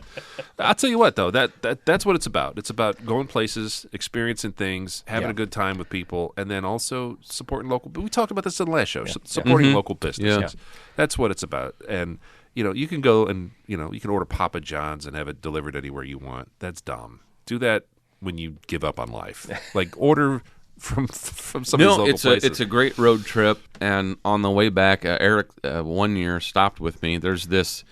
If you take 67, it's just a U.S. highway, not the interstate, Yeah. and you go up it. There's this truck stop that you go in, and the lady behind the counter is one of those that's been there for 3 decades. Flo. And I just, hi, sweetie, what can I, and you look over, and there's mashed potatoes, gravy, Hush puppies. fried chicken, and I stop there every year. It's a truck stop. I sit down, and that's it. It's the Phenomenal chicken. food. It's fantastic. Yeah. And I only stopped there once because I had to fill up. It was You're like, what's this? Yeah. Yeah. When I was coming back from Memphis, I hit a place like that, and I watched construction workers line up at the counter. I'm like, oh, what's going on over here? And I got some of that barbecue that was being slung there, and I think I told the story on the show, but Delicious. yeah, it was just like this place is just like a hidden gem. The locals know about it, but Yeah. you unfortunately most people on the interstate are going to stop at Wendy's or McDonald's. And to be fair, like I said in the last episode, it was because you want the same consistency. You don't want Yeah. drama. You're like, There's good they in make a that, too. burger with onions and mayonnaise, and I don't like those things, right? So True. so people don't want to experiment. Let me ask this too. Is Arkansas one of those states? I've only driven through there. I think on the way back from New Orleans one time, and we didn't really stop. The boiled peanuts, a thing at the gas stations down there in the crock pot. Because that still weirds me out. I've never seen them. I've seen them in other places. I've never seen them in Arkansas. I think so. Like I've seen them brought to the event. Yeah. The fire I'm boiled more- peanuts. I'm more concerned about Mike Legnan's moonshine. Oh, there's a moonshine situation. There is. yeah, Do there's tell, because that's another one I Yeah. haven't. I've never had the Yeah, opportunity. he just- nail polish. Yeah.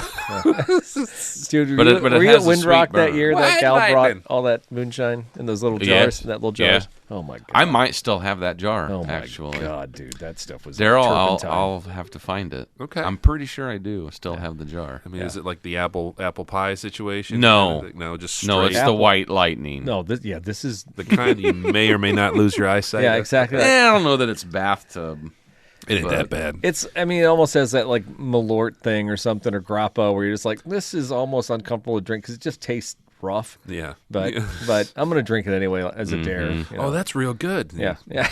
I'm never doing that again. And you will the next year. You'll do it again. No, we keep saying Daryl Scott if you want to come along, and we did. And I think if Don didn't have a restaurant opening, I think he would have came. yeah, we could have. Don, picked if it you're up listening, Yeah. you've really got to make. 'Cause Just I fly found- into Hot Spring, not Hot Springs, Little Rock. I found it. It was like Well, $300 round yeah. trip from L.A. to Little Rock. It's a big enough airport. Yeah. That ain't bad. That ain't bad. Anyway, No, my Tundra's still too nice. I don't want to rack it. you don't, dude. You just ride along. Just show up.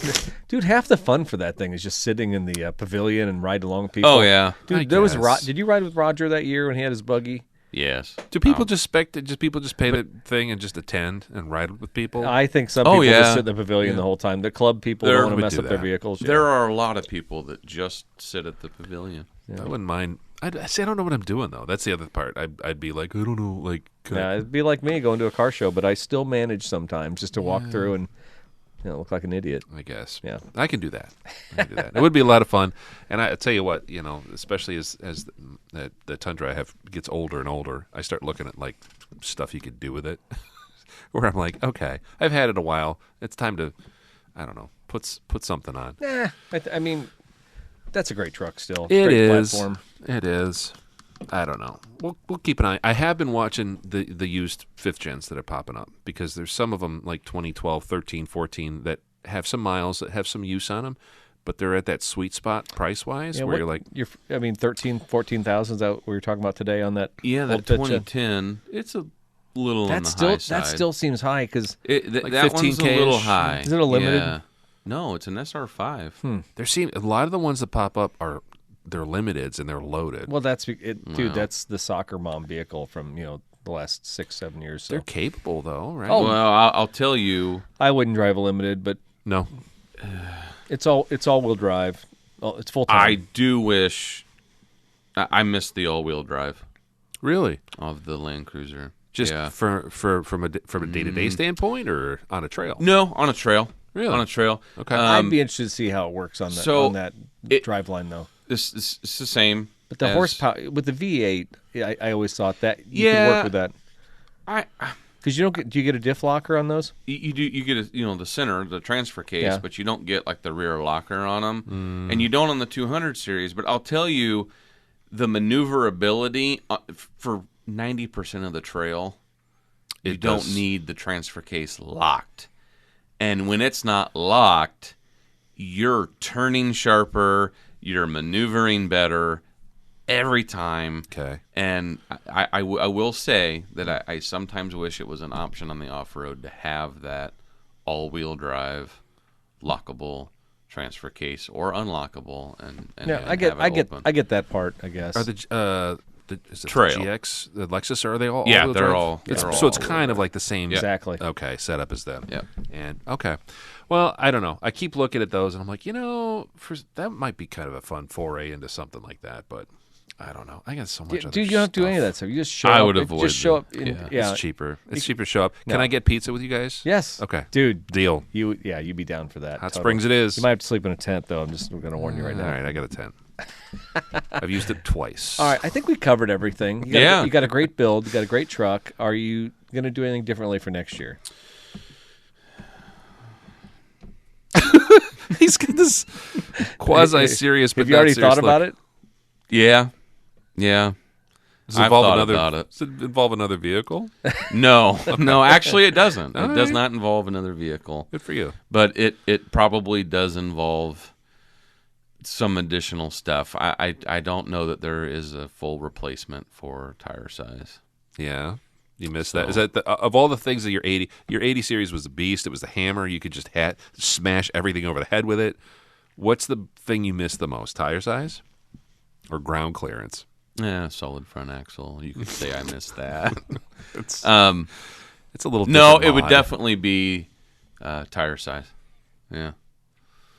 And How much can you stuff under that before you start getting radical? well, it would He's need- left enough space. You Yeah. probably could go another size up or two, couldn't you? There's different ways. Yeah. They got stuff now. Portals. I've looked into that and thought, oh boy. But also keep in mind that what I'm viewing now is I don't put a ton of miles on the car anymore. So the That's miles true. I do put are road miles, road trip. Colorado. We took it up to Michigan, and we've taken it down to Arkansas, and so Yeah. those kind of miles. But other than that, if I didn't go on any of those trips, I wouldn't have 3,500 miles on them. That's true. That's true. I forgot about So Michigan. if you really think about, because that was an 8-hour drive north. yeah, Yeah. if I didn't go on those trips, that truck's got 12,000 miles in 18 months. Without those trips, it would not have 3,500 miles on it. Yeah, that's true. That's interesting. Isn't that wild? It is. I'm just now doing the math. But all right. Well, cool. All right, we do have a couple news stories. I mean, and they're worth noting. I know we're 118 into this, but we could throw these down real fast, right? Yeah, we could. And we got a moment of Musk. Oh my Me God. too. It's been a while. Yeah, since, Been a while. There you Been go. a while. Thank you. Thank you. Waiting for that. All right, everybody, it's time for the news. That goes out to whoever the jackwagon was who said they hated that. No, it was moment of Musk. All right. It was. I think it was all of the above. But it's fine. It's fine. Speaking of jackwagons, this is a story that kind of came off, I think it was over the weekend. I saw the videos of this. the videos. You Yeah. guys seen this one? The fact that it actually was a news story is even better. What is it? It's the Chinese car attempts, the headline. Chinese car attempts to drive up Heaven's Gate, crashes through guardrail. This is from, we pulled it from Newsweek, but it's been all over the place. Chinese automaker named Chery has issued an apology after a publicity stunt staged on China's Tiananmen Mountain National Forest Park went badly wrong. Badly wrong. Is that a thing? Maybe AI is writing this crap. Chery Automobile, one of the largest automakers in the Far East, was filming a video for its new Fengguin X3L SUV. Easy for you to say. Yeah, I tried. On November 12th, when disaster struck. The plan for the company's new SUV to be filmed ascending Tiananmen Mountain's famous 999 steps up to the natural arch known as Heaven's Gate, located in the central Hunan province. Known to many as the Stairway to Heaven, Heaven's Gate, or 70 other nicknames. In 2018, the steps had served as a setting for a similar stunt staged by fellow manufacturer This I didn't know. Range Okay. Rover. Interesting. They promoted their new Range Rover Sport at that time and actually just ate it. Do you remember that? Oh, No, I didn't shut him off. I shut off the sound effects. The sound. Oh, because Oh. in post production, I can't see the line of where I stop. So, Yeah, it's like anyway. multi-track Yep. thing. It's weird. So this time around, anyway, they tried to emulate. This thing does look. It's a yellow and black. It looks like a Range Rover, but Yeah. it's not. It's one of those things. It's like if you like Range, it's like the cheap cologne Yeah. that you get at like Target or Walgreens. Yeah. If you like Ralph Lauren's polo, you'll love this. You'll love Horsey. That's- exactly. So they actually kind of made this rip-off thing, and it struggled, and it actually slid backwards a couple times, and eventually Did you knocked- find it, Jake? You find the video? It's on TikTok. It's linked in the I'm thing. just following. So the funny thing about it, I didn't know Land Rover did it, but every video I've seen is like from a country mile away. Yeah. Is there any close-up footage they've released, or is it all the far? No. Okay. No, I think, and that's kudos to them because you know it could have been a lot worse. But yeah, it slid back, and I know there's a lot of history in China, but to me, like, how does that square with if you did that here? What would be the equivalent? Like if you went to Yosemite and tried to like run an off-road vehicle up there, nobody would allow it in this country. You couldn't take a national park and be like, yeah, we want to have a Well, yeah, shoot even an the F-150 Jeep commercials where they go through mud and stuff like that. They're like, "This isn't a closed course. You know, never attempt this yourself." And Yeah. all that When stuff. was the last time they did it? Like at Lions Gate in Moab or something before they closed it down? Yeah. Yeah. But it wouldn't be, I don't know, the government actually saying, sure, go ahead and run this thing up. I would love to see the footage. I just would like to see where the breakaway was. What happened? I mean, because what happened with Jake when he was at Southern Cruiser Crawl?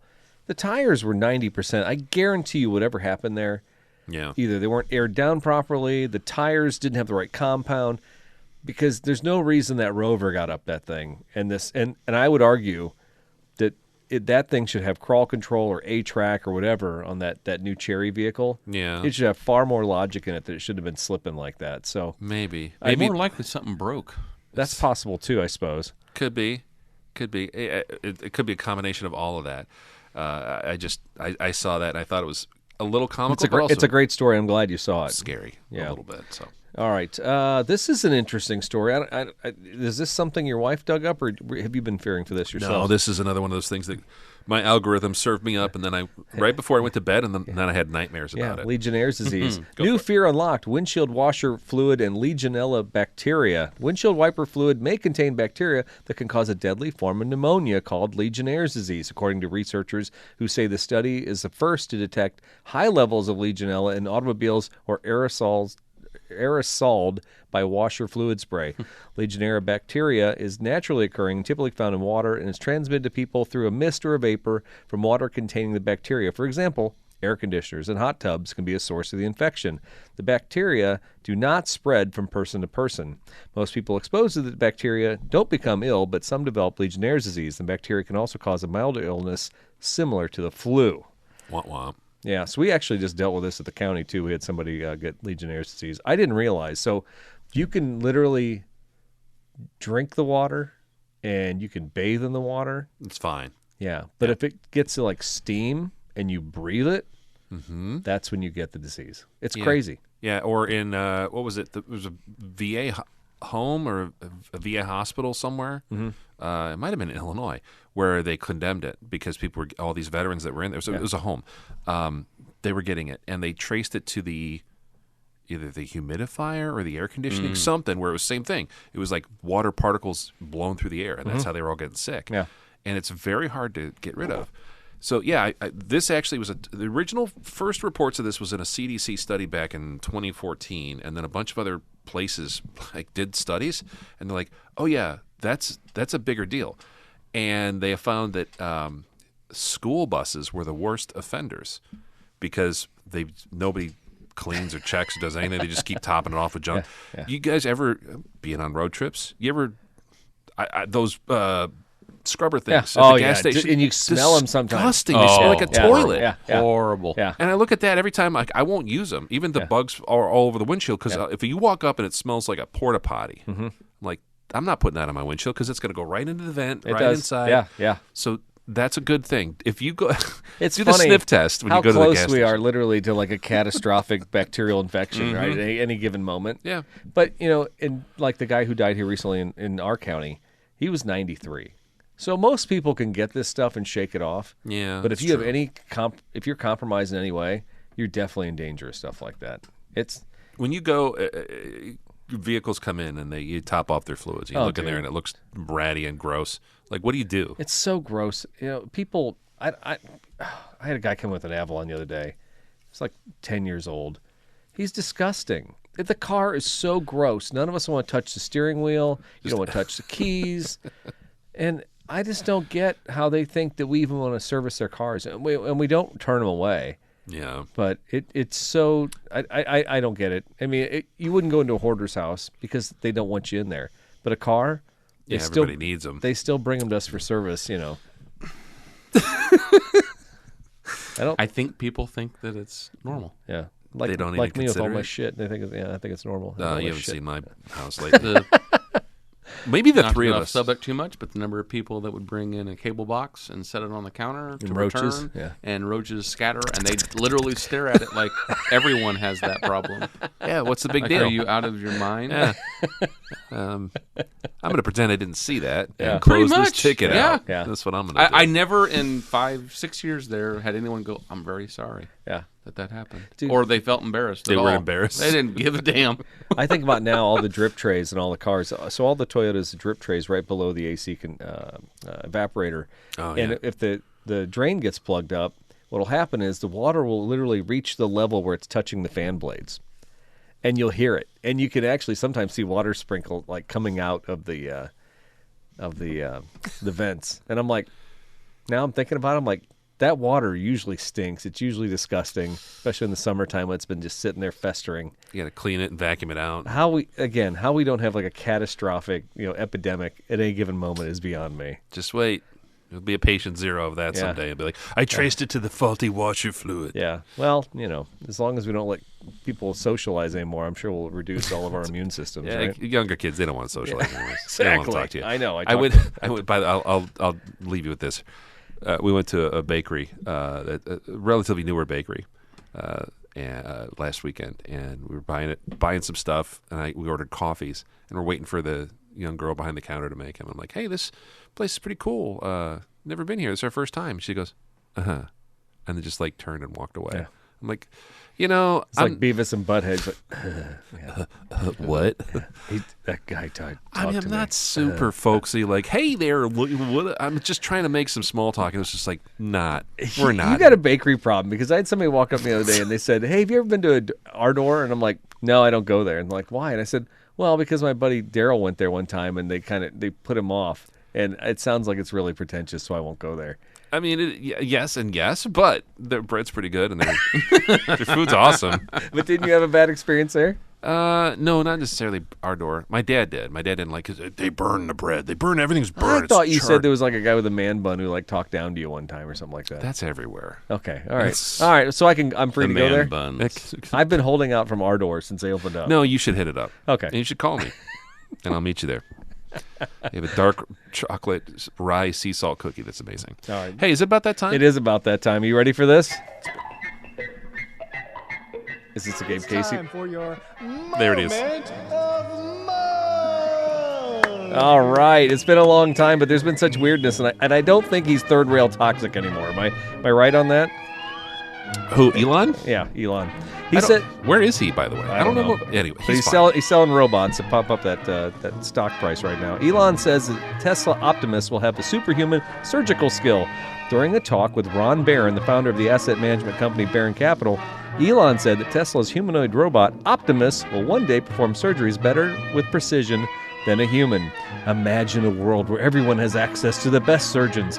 Literally everyone, Elon said. Optimus will have the level of precision that's frankly superhuman and will be able to do medical procedures, very sophisticated medical procedures, any medical procedure. Perhaps things. Did Trump do this? Perhaps things that only really humans can't even do because they're too difficult. And it will be available to anyone.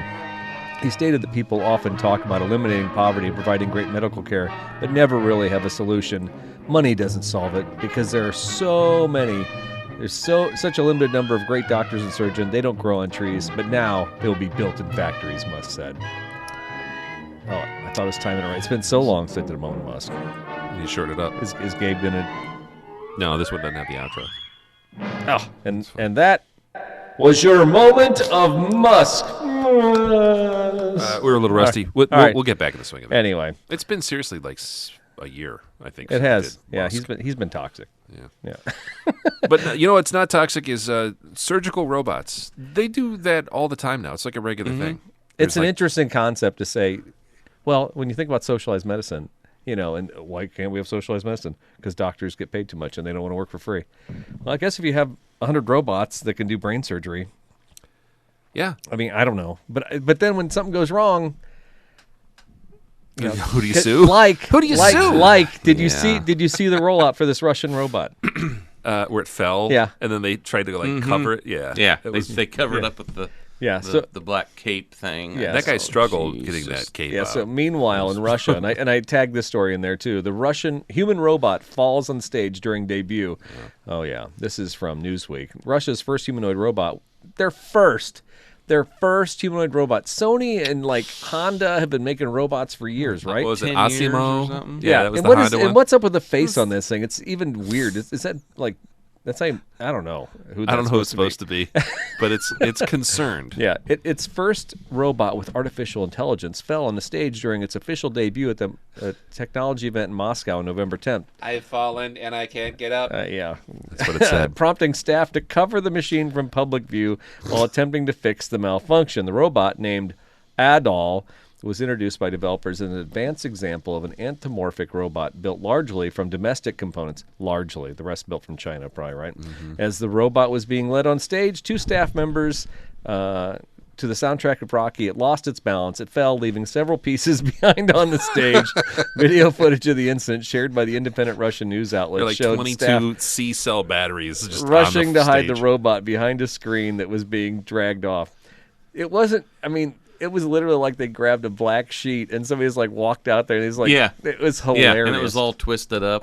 But It was a bad day. I want to be in the room. I wanted to be a fly on the wall afterwards. Like Yeah. okay, what we learn here? Well, the folks? worst part is I'm like, that guy could be dead. He could be in a gulag right now, the guy who picked it up, or, because that's how it works over there. You embarrass our Mother Russia. It's the same thing with the Chinese SUV that slid into the thing. Yeah, somebody I'm could be dead right I'm now. sure they're dead. somebody's gone. Yeah, I'm sure they just disappeared. That won't happen again. They're no Their longer. social score went to 0. Wow. So that's kind of a scary, So, sad moment. surgery or can't even walk? Which is it going to be? Which robot am I getting, by the way? Well, your health plan covers Russian robots. Yeah, there we doesn't go. Cover, That's doesn't it. cover the Tesla. That's But it. I want the Tesla robot. Well, sir, that's You gonna won't be a get that surcharge. update. It's the premier plan. You don't. It's a high deductible. Your subscription plan does not cover the Yes. Tesla robot. We're joking, but it's going to happen. Yeah. This You've is heard going it here Yeah, first. I'm literally going to be laying on a bed one day. Well, you didn't subscribe to Tesla, so you don't get this Tesla robot surgery. Yay. In other news, let's end on a high note. Yeah, What's- let's end on a with high what note. some say Some is their say. favorite segment. Well, whoever they are. Jeremy Clarkson might have said that. He might have. Now, I'm normally in this section of the show, I go first, but Daryl, he chose the theme of this week's Car of the Week, and I just jumped on board. I didn't even see what Jake did. Jake did his homework. He picked Did a he? car. You can't hear it? Actually, it's a truck. How do you not hear that? I don't hear you guys talking either. At all? No. How's that? Oh, maybe. Well, maybe. I can kind Is of that hear. broke? There, I can hear. Okay. All right. Do you hear the... It's those headphones that Sarah stole from work. These Sorry. were from like a cereal box. They are. They've got wood grain on them. Okay. think they're So from a now honeycomb. that Jake can hear us again, Yeah. did you follow along with the theme? That, No, I did not. Oh, you did. I All right. went All right. way All right. better. All right. That's Well, fine. You Well- probably did. So, Daryl.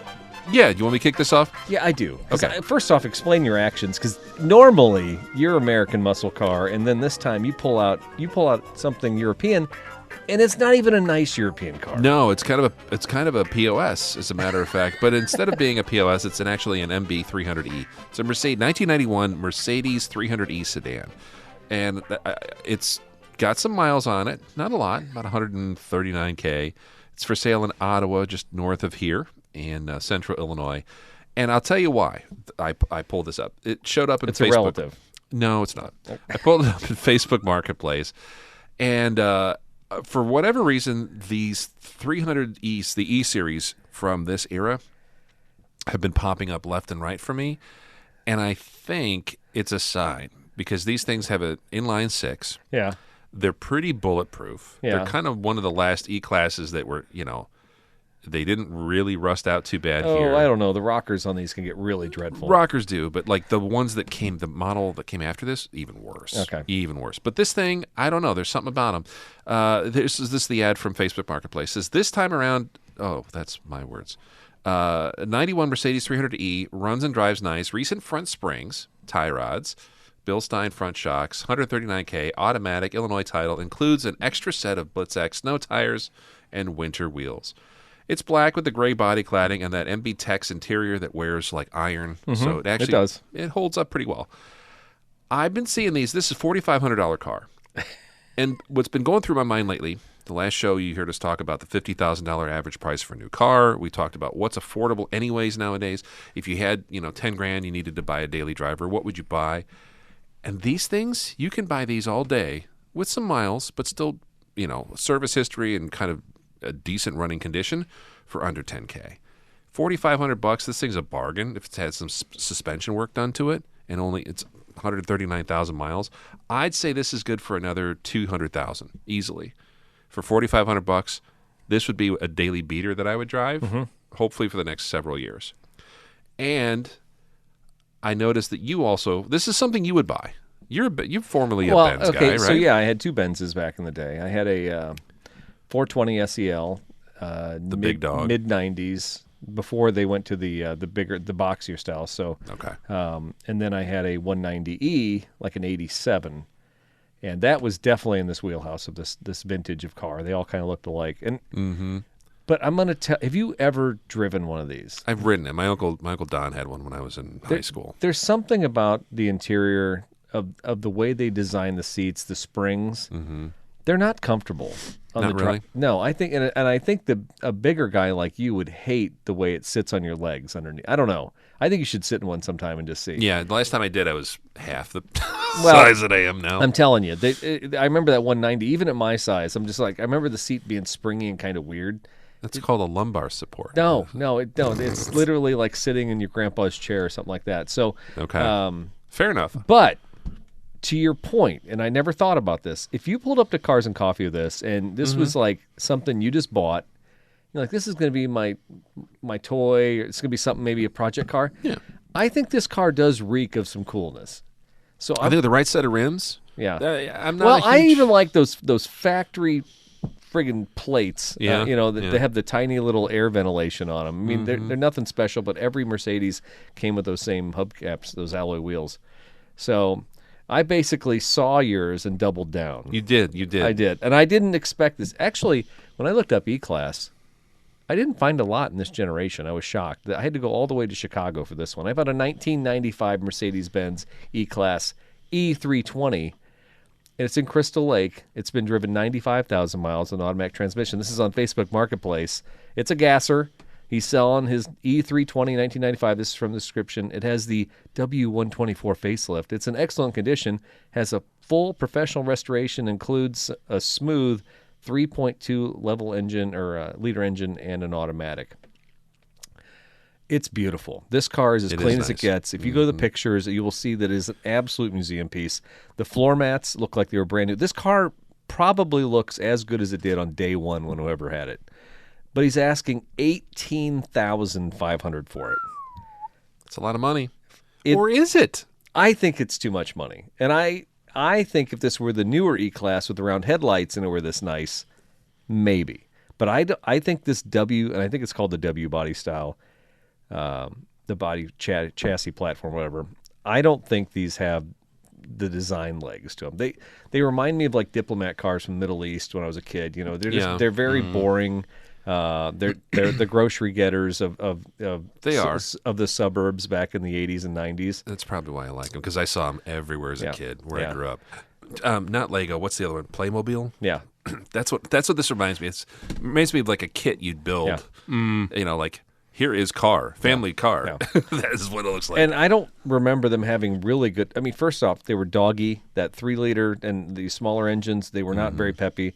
The cars rode like they weighed 10,000 pounds. Yeah. And I would Very love to know what. boat-like. Yeah, Yes. very. Boat-like, yeah. I would love to know what this thing feels like going around a turn at 60 miles an hour. It probably you're holding on to it the whole time, like I have to control this. And that the other guy selling the winter tires with his, with one wheel spinning all the time, he was never going anywhere. So that's why he's got the winter tires on it. Yeah, you'd have everybody, even like the BMW people, everybody I knew that had a European rear-wheel drive sedan of this vintage. Yeah.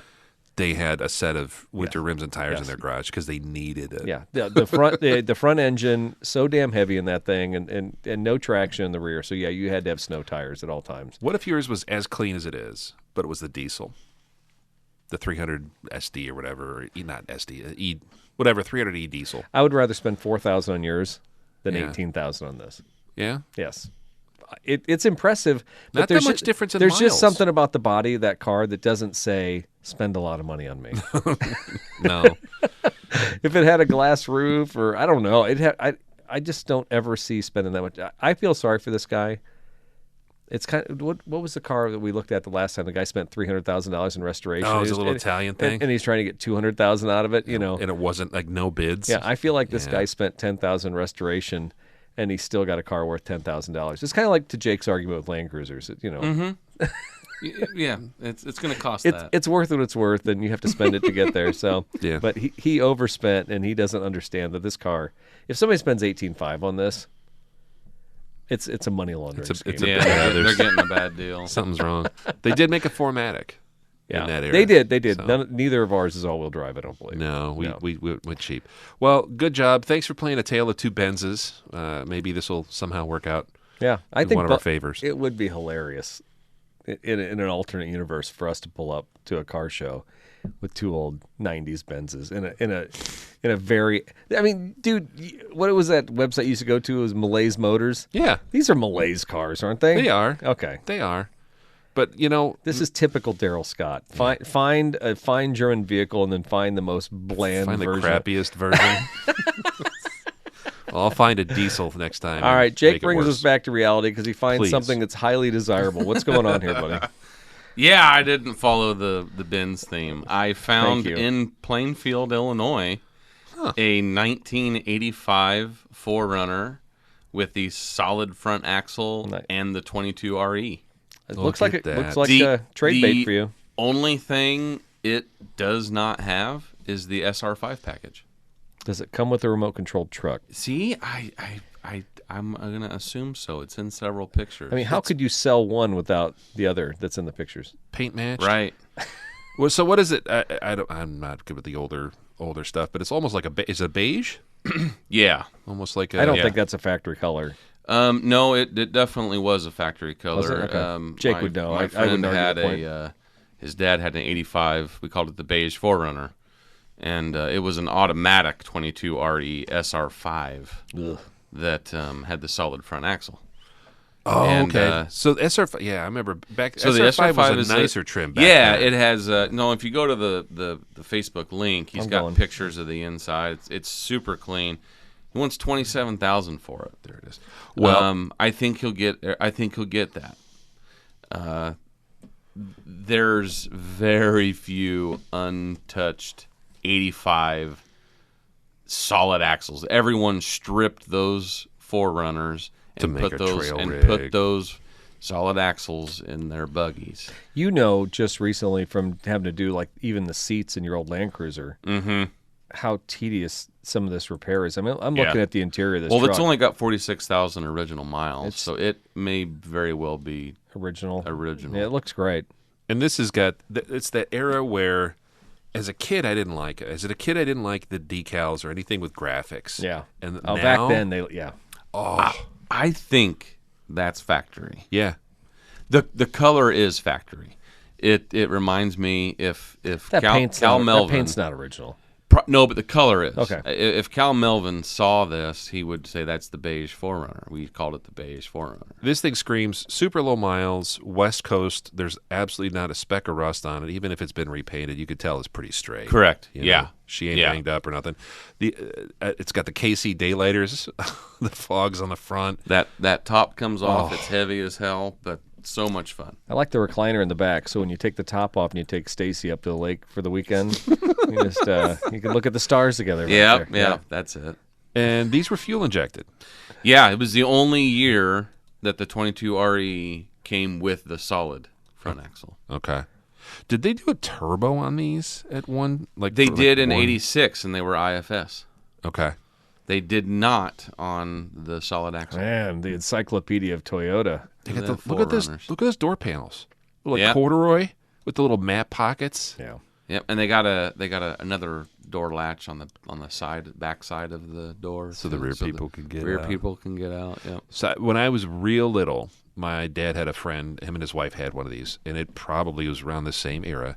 It was like a dark blue, and I remember that you could take the top off in the summer; it'd be fun. And I always wanted them to see what it would look like, and they never took it off. It's so heavy. It's It's 800 so pounds. heavy.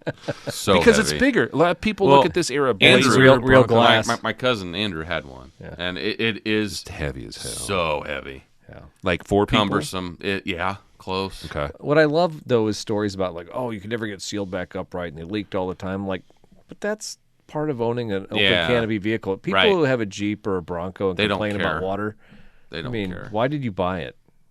Well, and I forgot too. Like the pictures here. I mean, the perspective's a little off. They were a long wheelbase truck.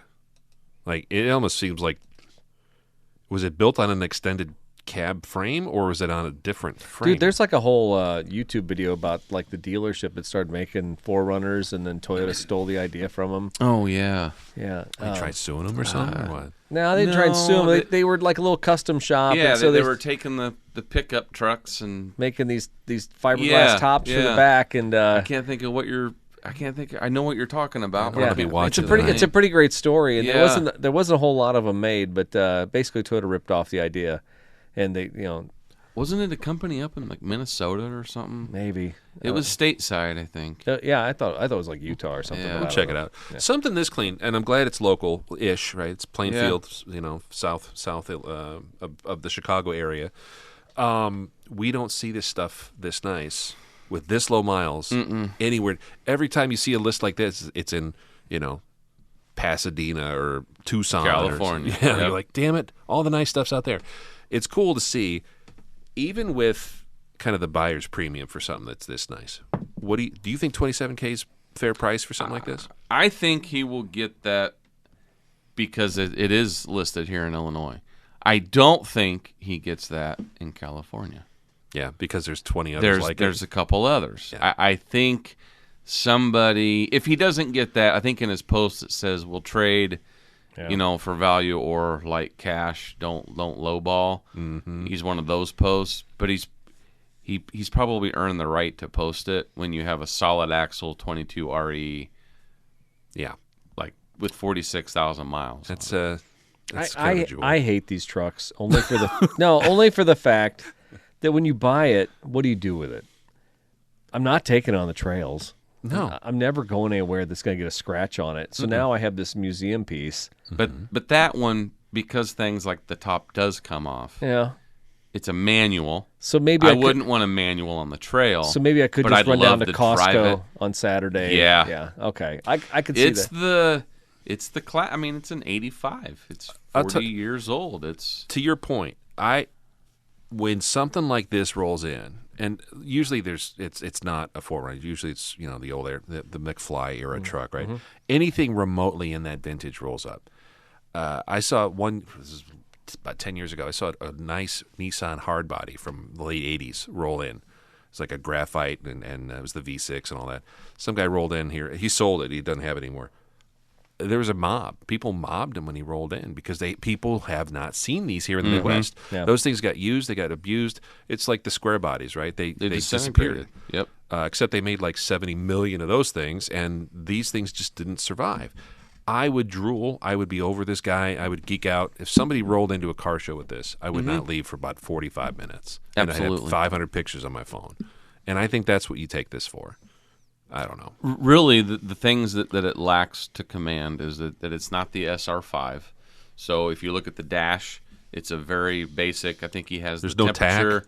There's no tack. Yeah, there's no full gauges. It's just temperature, fuel, speedometer. That's fucked it. up. Yeah. And it's roll not up. the auto. Yeah, there's not a lot of options, but maybe that's okay. I don't know. Well, no, I I don't think the windows were ever power windows in No. an 85. I don't think they got those till like 87. So, yeah, that's what I was going to say. When did, in the evolution of the 4Runner, when did it start getting like the V6 and the nicer trim and the chrome 86. this? Okay. Yeah. So the pickup got the IFS in 85, and the 4Runner was always a year behind the pickup.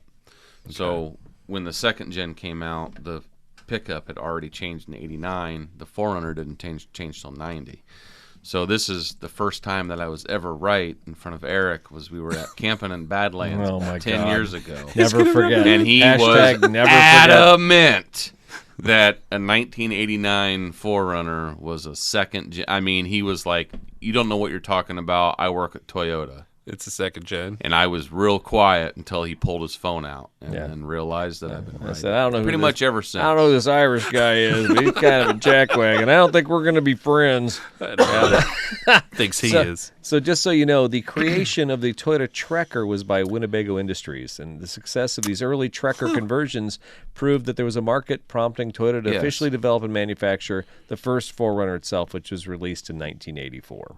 Okay. Yeah, Jack Safro proposed the idea to convert the Helix pickup trucks into SUVs, and he was a dealership owner in Wisconsin. Hello. Wisconsin. There you go. There you go. He was closer than me. I said out west, he said up north. So there you go. I also think that was an era too, like the Subaru Brat. Hey, here's a truck thing. Put seats in the back. We'll make it a thing. Yeah. Yeah. Put a cap on Yeah. it. Kids will have fun in it. I'm like, that's genius. And you can say it's similar to like a Blazer or a Bronco or a Scout. It's not. It's a whole different thing. And I have not seen one that era in a long time, and I certainly haven't seen one come up for sale. Well, I think the last one I saw was Dave Kaler's when we were at Cars and Coffee. Do you remember that? No, I think Senator Kaler, he had one he'd fully restored, and he rhino lined the whole thing. What year was it? It was like this. Was it in 85? Something with like the that. solid axle? Yeah. He had restored it. If you knew how low, how many are of that, it's an insanely low number. you said he's a car guy. Does he still have it? No, I think he had it for sale because he was kind of joking at the time he'd sell it for like 10 or 12 grand or something like that. At the time, like, good luck, But that was 10 years ago. And he is a car guy. I think he was doing a Volkswagen bus with all the windows the last time I talked to him. Oh, cool. Okay. Yeah. He would, not politics aside, he does everything himself. He's got like a little paint room and everything. Really? He might be an interesting talk. And I've been face-to-face with him a couple times over the years. So, Yeah, it that'd be might fun. be an interesting. You got a little shop up. I was like shop tours. Yes, absolutely. So, all right. Well, Jacob, what I know we have you on every couple of years, but we'll do more together here in the future. What do you got cooking over the winter? You just resting and recouping and working? Okay. Yeah. That is why I bought a new 5th gen 4Runner when I did, so I don't have to have a ton of projects. I think you're doing it right. Probably. Yeah. It only took you 7 or 8 trucks figured Yeah, out. something like that. Yeah. 7th one's a second charm. go around. That's what they say. Yeah. You had a head start on what to do. So Yeah, we all live vicariously through you, so I have to celebrate you every time you do a new project or have something going on. It's like, yep, this is how you do it. This is how you do it right, because Jake never cuts any corners. So it's always fun projects with you. Thanks for having me. Thanks for making time. And you're going overseas again, so I'll see you sometime. I'm renting a Fiat Panda, Are you really? and I have about 500 or 600 miles of driving ahead of me. It's driving from Rome down to Naples, back up Sulmona, through L'Aquila, back to Tivoli, and down to Rome again. He's a local now. Yeah, Yeah. you just, you know. No, it's gonna be. This is a test. It's easy to stay in Rome. You can't mess up in Rome. You Okay. never. In You And can a just stay. Fiat Panda, that's a small car. I know what my cousin said. He's like, Aiden's not going to fit. They're bigger. They're bigger than they used to be. So, yeah, It's like everything else. yeah. Too many Americans have blown it up. So, You'll yeah. have fun. You go. Yeah, the whole family's going. No, just Ange and Aiden and I. Yeah. Okay. Yeah. Good. Yeah. So it'll be fun. That'll be my next report for the December episode. I look forward to it. Yeah. Maybe we'll have a Serrano ham or a Iberico ham. We need party. to do that. Yeah, ham party coming up. It's Right? been too long. All right. Well, yeah. Again, thanks, Jake. Appreciate it. I'm glad we saved this for a whole show for itself because there was just so much stuff happening at SCC. So, and your truck is awesome. So Thanks. I'm sure we'll talk about that again. sometime. Yeah. Next year when you don't slide off something, right? That's right.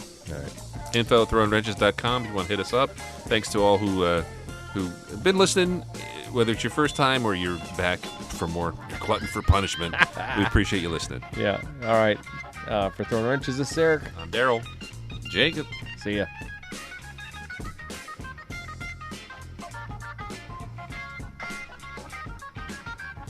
Oh, I thought that was 2 hours. Yowza.